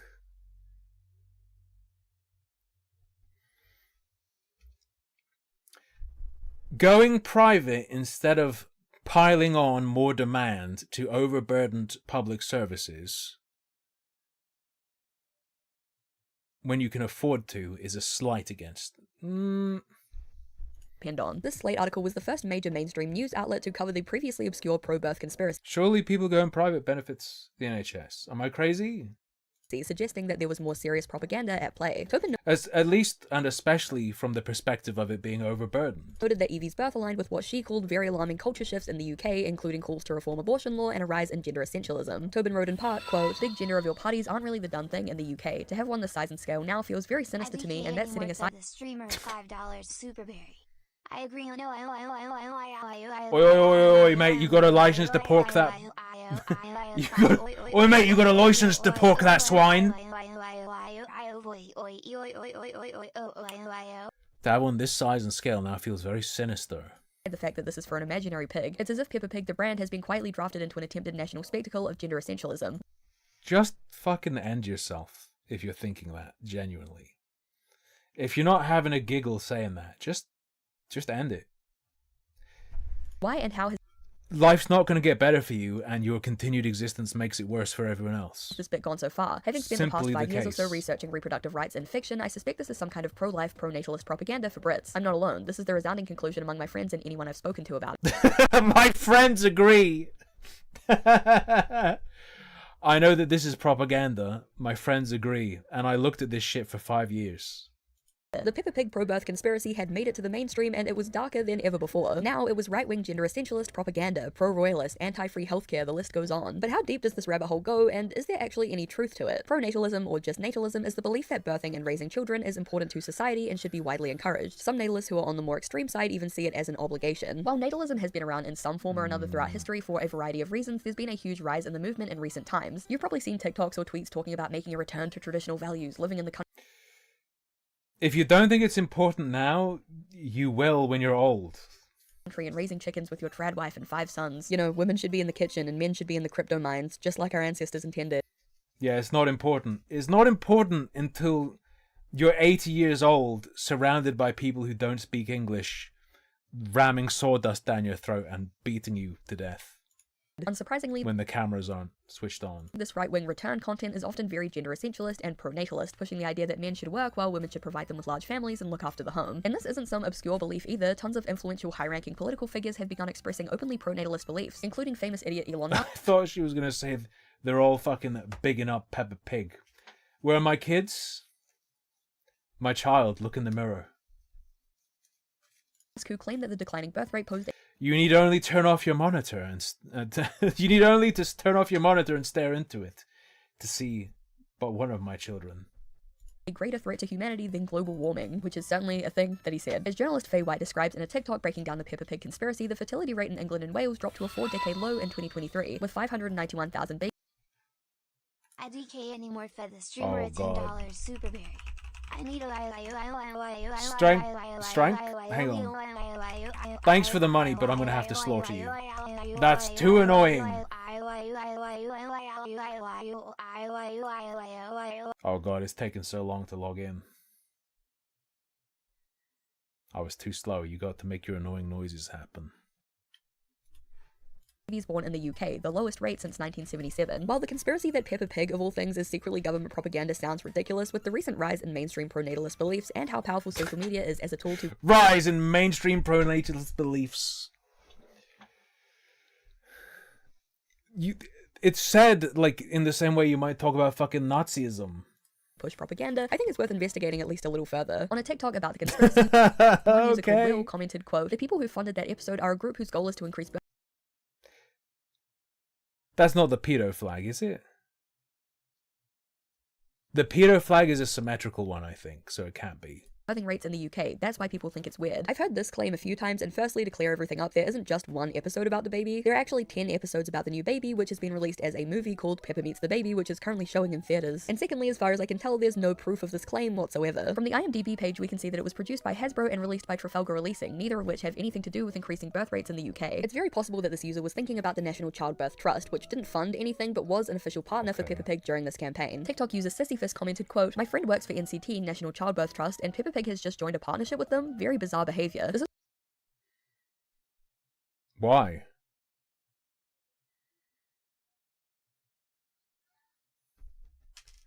Surely this is promo for that charity. Is that not? Is it a bad charity? It's one of the biggest talking points when it comes to the Peppa Pig pro-birth conspiracy, and bizarrely enough, it's true. The NCT is a charity that supports new and expectant parents through pregnancy, childbirth, and early childhood, offering antenatal and postnatal classes as well as general advice. When Mummy Pig's pregnancy was announced, the charity made a post on Instagram reading, quote, Am I fucking crazy? "Congratulations to Peppa Pig's family. Mummy and Daddy Pig have just announced that they are expecting baby number 3. As at official Peppa and her family embark on big changes, NCT is thrilled to have been chosen as their pregnancy and parenting charity partner. As millions of parents across the UK watch this iconic family journey through pregnancy, birth, and early life with a baby, we'll be on hand to offer real-life support." And a press release about the partner. Yeah. Isn't that good for the people who are doing that already? anyway? Is that not just really good? The NCT elaborated, quote, Am I losing my mind? The generous support of Peppa Pig, parents in the UK who, like Mummy and Daddy Pig, are expecting another baby in the family can access a free place on one of NCT's online antenatal refresher courses over the next 6 months. The course is designed to support growing families and include... Look, man, there's an easy answer. It's just don't spaff in someone raw dog, and then you won't have a child, no matter what Peppa Pig says to you. Thank you for the $5. Learning how to introduce older siblings to your newborn and preparing for changes that a new baby can bring It's to that family life. easy. It's that easy. The fact that Peppa Pig, a cartoon aimed at 4 to 6 year olds, has an official pregnancy partner has raised red flags for a lot of people. On one... How? Why? Children's shows are also family shows. Parents are guaranteed to watch it. Guaranteed. And to be fair, the NCT is a charity, so they're not secretly funding Peppa Pig. In fact, it's quite the opposite. Events like the gender reveal at Battersea Power Yes, no shit. Station were actually fundraising events for the NCT so they could provide more resources to parents. As for the NCT... Did people think this charity was like, yeah, we need to spend more money to get people to have kids that will then stretch our resources to help them even thinner?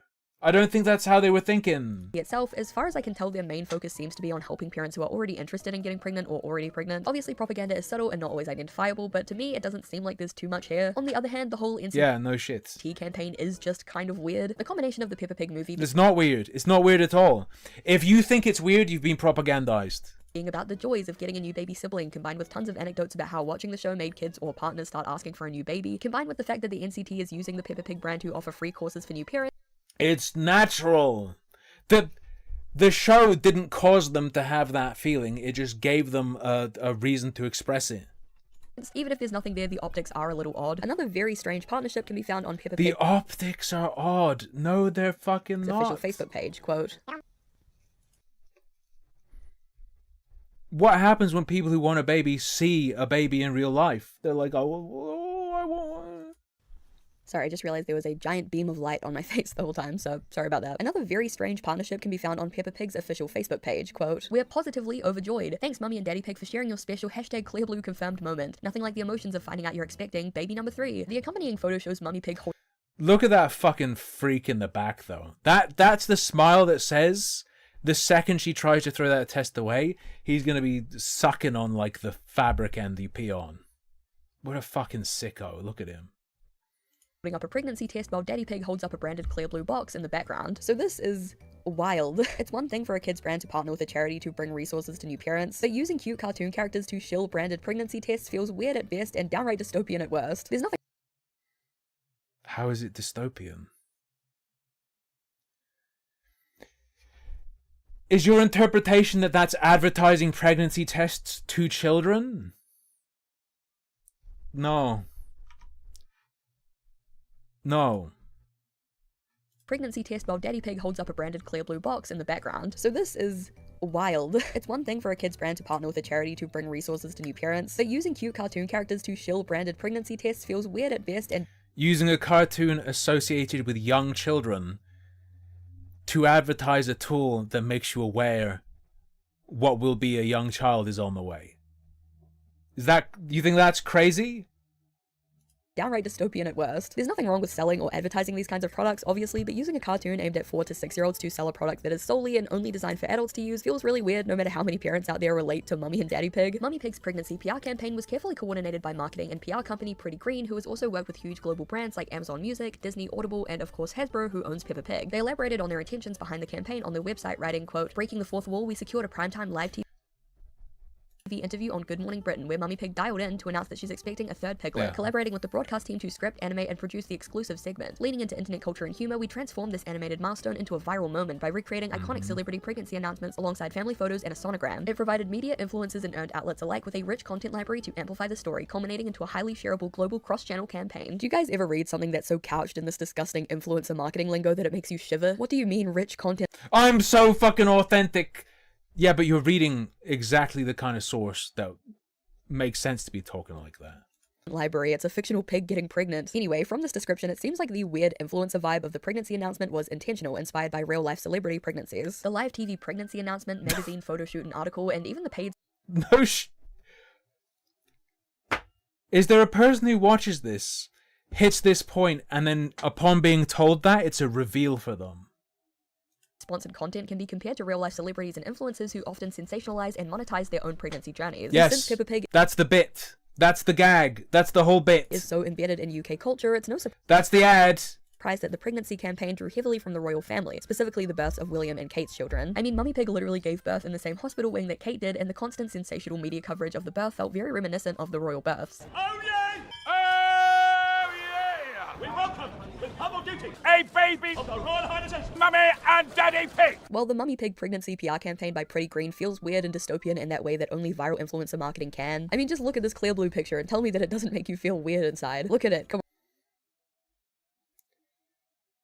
What the fuck do you mean make you feel weird inside? At the end of the day, there's nothing to Your ovaries tingling? What the fuck do you suggest mean? any solid links to any pro-natalist groups. To be fair, I guess the fact that Peppa Pig itself is linked to the NCT, which is a charity No, the cartoon pig does not make me feel weird inside. around birth and raising children could be seen as pro-natalist, but I don't necessarily think that every charity that's related to giving parents resources is pro-natalist. You have to look at the deeper context, and for me personally, there was nothing to suggest anything untoward, though obviously that's just my personal interpretation. Reddit and TikTok are filled with dumb conspiracies, and it may seem ridiculous to even entertain this theory that Peppa Pig is secretly government propaganda, but also, we live in a society. In this day and age, everything is commodified and covertly sold to us through subtle influencer marketing and viral trends, so is it really that crazy to believe that there might be some subtle messaging in kids' They're trying to sell us to have a child. What you need to find is intent. At the very least, motive. Why would they do that? Why would they do that? Are they doing anything that would indicate they don't care to do that? I would say yes, but you can't talk about that too much. Media too. And look, conspiracies can be a slippery slope, and I don't want to outright state that this theory is or isn't true, because at the end of the day, we don't know. But one thing that we do know, and something that I've picked up on as I've made this video, is that conspiracies aside, there is something kind of unsettling going on with Peppa Pig. The fictional family-sponsored pregnancy test post, the weird influencer PR campaign, the strange canonical inclusion of expensive private healthcare and links to the royal family. Going back to that Slate article that we covered earlier, as well as a lot of general criticisms of the show's depiction of family life, many think that the show is increasingly promoting this kind of middle-class, soft-right lifestyle and values that are becoming more prevalent in the UK. From the Slate article, quote, promoting this kind of middle-class, soft-right lifestyle and soft-right values that are becoming more prevalent in the UK. From the Slate article, quote, I wouldn't call Mummy Pig a trad wife by any means, but it bears noting that the Peppa Pig World website doesn't deign to list any paternal duties under the FAQ, what is Daddy Pig's job? Mummy Pig, meanwhile, is restricted to a vague work from home role, and of course, Mutahar will never be Daddy Pig. Looking after her little piggies, Peppa and George. I think this dissension in how the two pigs are discussed matters. While it valorizes the mother's labor as natural, instinctive, and duty-bound, Daddy Pig becomes a kind of comic auxiliary to the nuclear unit. Gender essentialism, the glamorization of the trad wife lifestyle, the gradual slide to the right we see on mainstream media platforms, all of these things are becoming baked into our society at this point in time. As bizarre Becoming.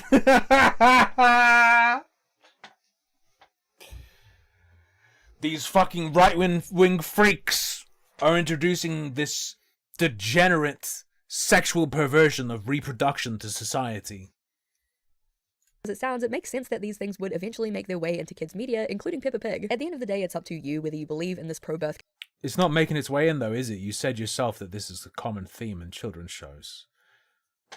So like, what the fuck are you talking about? Conspiracy propaganda, but there's one thing that we can all agree on. There should not have been this much media coverage of a... And for obvious reasons. As I think she even explained. People will have more than one kid. Kids shows often provide little moral lessons or little life lessons for kids. If they're going to have a brother or sister, it makes sense to have an arc in a show where a brother or sister is introduced to walk them through that. Mummy and Daddy Pig doing it. Thank you so much for watching. I really appreciate it. I really hope that you enjoyed that video topic. I loved covering it. It is such a wild topic that I'm so curious. How do you do that arc and advertise it to hype your show and potentially help charity without it being perceptible as pronatal propaganda? If there isn't a way to do it without it being like that, then that means you have no reason to think it is, unless there's something in addition to it that you can point to. To hear what you guys think. Do you believe it? Do you not believe it? Have you seen any proof that I didn't include in this video? Please chime in below. Let me know if there are any other weird things like this brewing on TikTok or Twitter or wherever. I would love to cover more of them. So yeah, let me know. And let me know your thoughts down below. I apologize for my voice. I'm still kind of recovering from like cold thing, so it's kind of a bit raspy. I mean, my voice is already kind of like that, but it's even worse now, so I apologize for that. Aside from that, I hope that you enjoyed the video, and I hope to see you in the next one. Bye! A huge thank you to my Garfield overlords over on... Siffy, every child you have, however many times that child has to go to the hospital, Each time they have to be seen by a doctor, that's one less opportunity for an immigrant to beg for drugs. Patreon. Think about the damage reproduction causes. Ooskaboo, Nameless Goulet, Mazapan Eating Duck, Leopold the Rabbit, Tony Terras, Woljix, Sophie Jane Dewberry, Eminem, Eusebius, I'm allowed to say it, I'm an immigrant and I beg for drugs all the time. Mouse, Ocean Gremlin, Prize from Traveling Tavern, Meridia, Bunzo, Blogbag, Zoe Mars, Eden Cassidy, Kia J. Parker, Hazy, Jet Secret, Stanley, Blue Wolf, Katrina Likes 5e Star. Why am I listening to all these names? Alright, I'm done. We might look at the Mutahar Dr. K interview. Nicandros says it's good, but here's the thing. Nicandros will say literally anything related to Mutahar or Nuxtaku is good. So I don't think that's a good gauge. We'll see. I'll have other things prepared, even if it's just playing video games. But yeah, I'm going to cut it. I hope you had fun today. Fuck the shitty tourist trap that is suing our boy Honest Guides. Show Honest Guides your love and support. Show him your love and support. Until tomorrow, though, thanks for the viewership, companionship, incredible generosity. Good night, sleep tight. Don't have a baby because you saw a pig cartoon.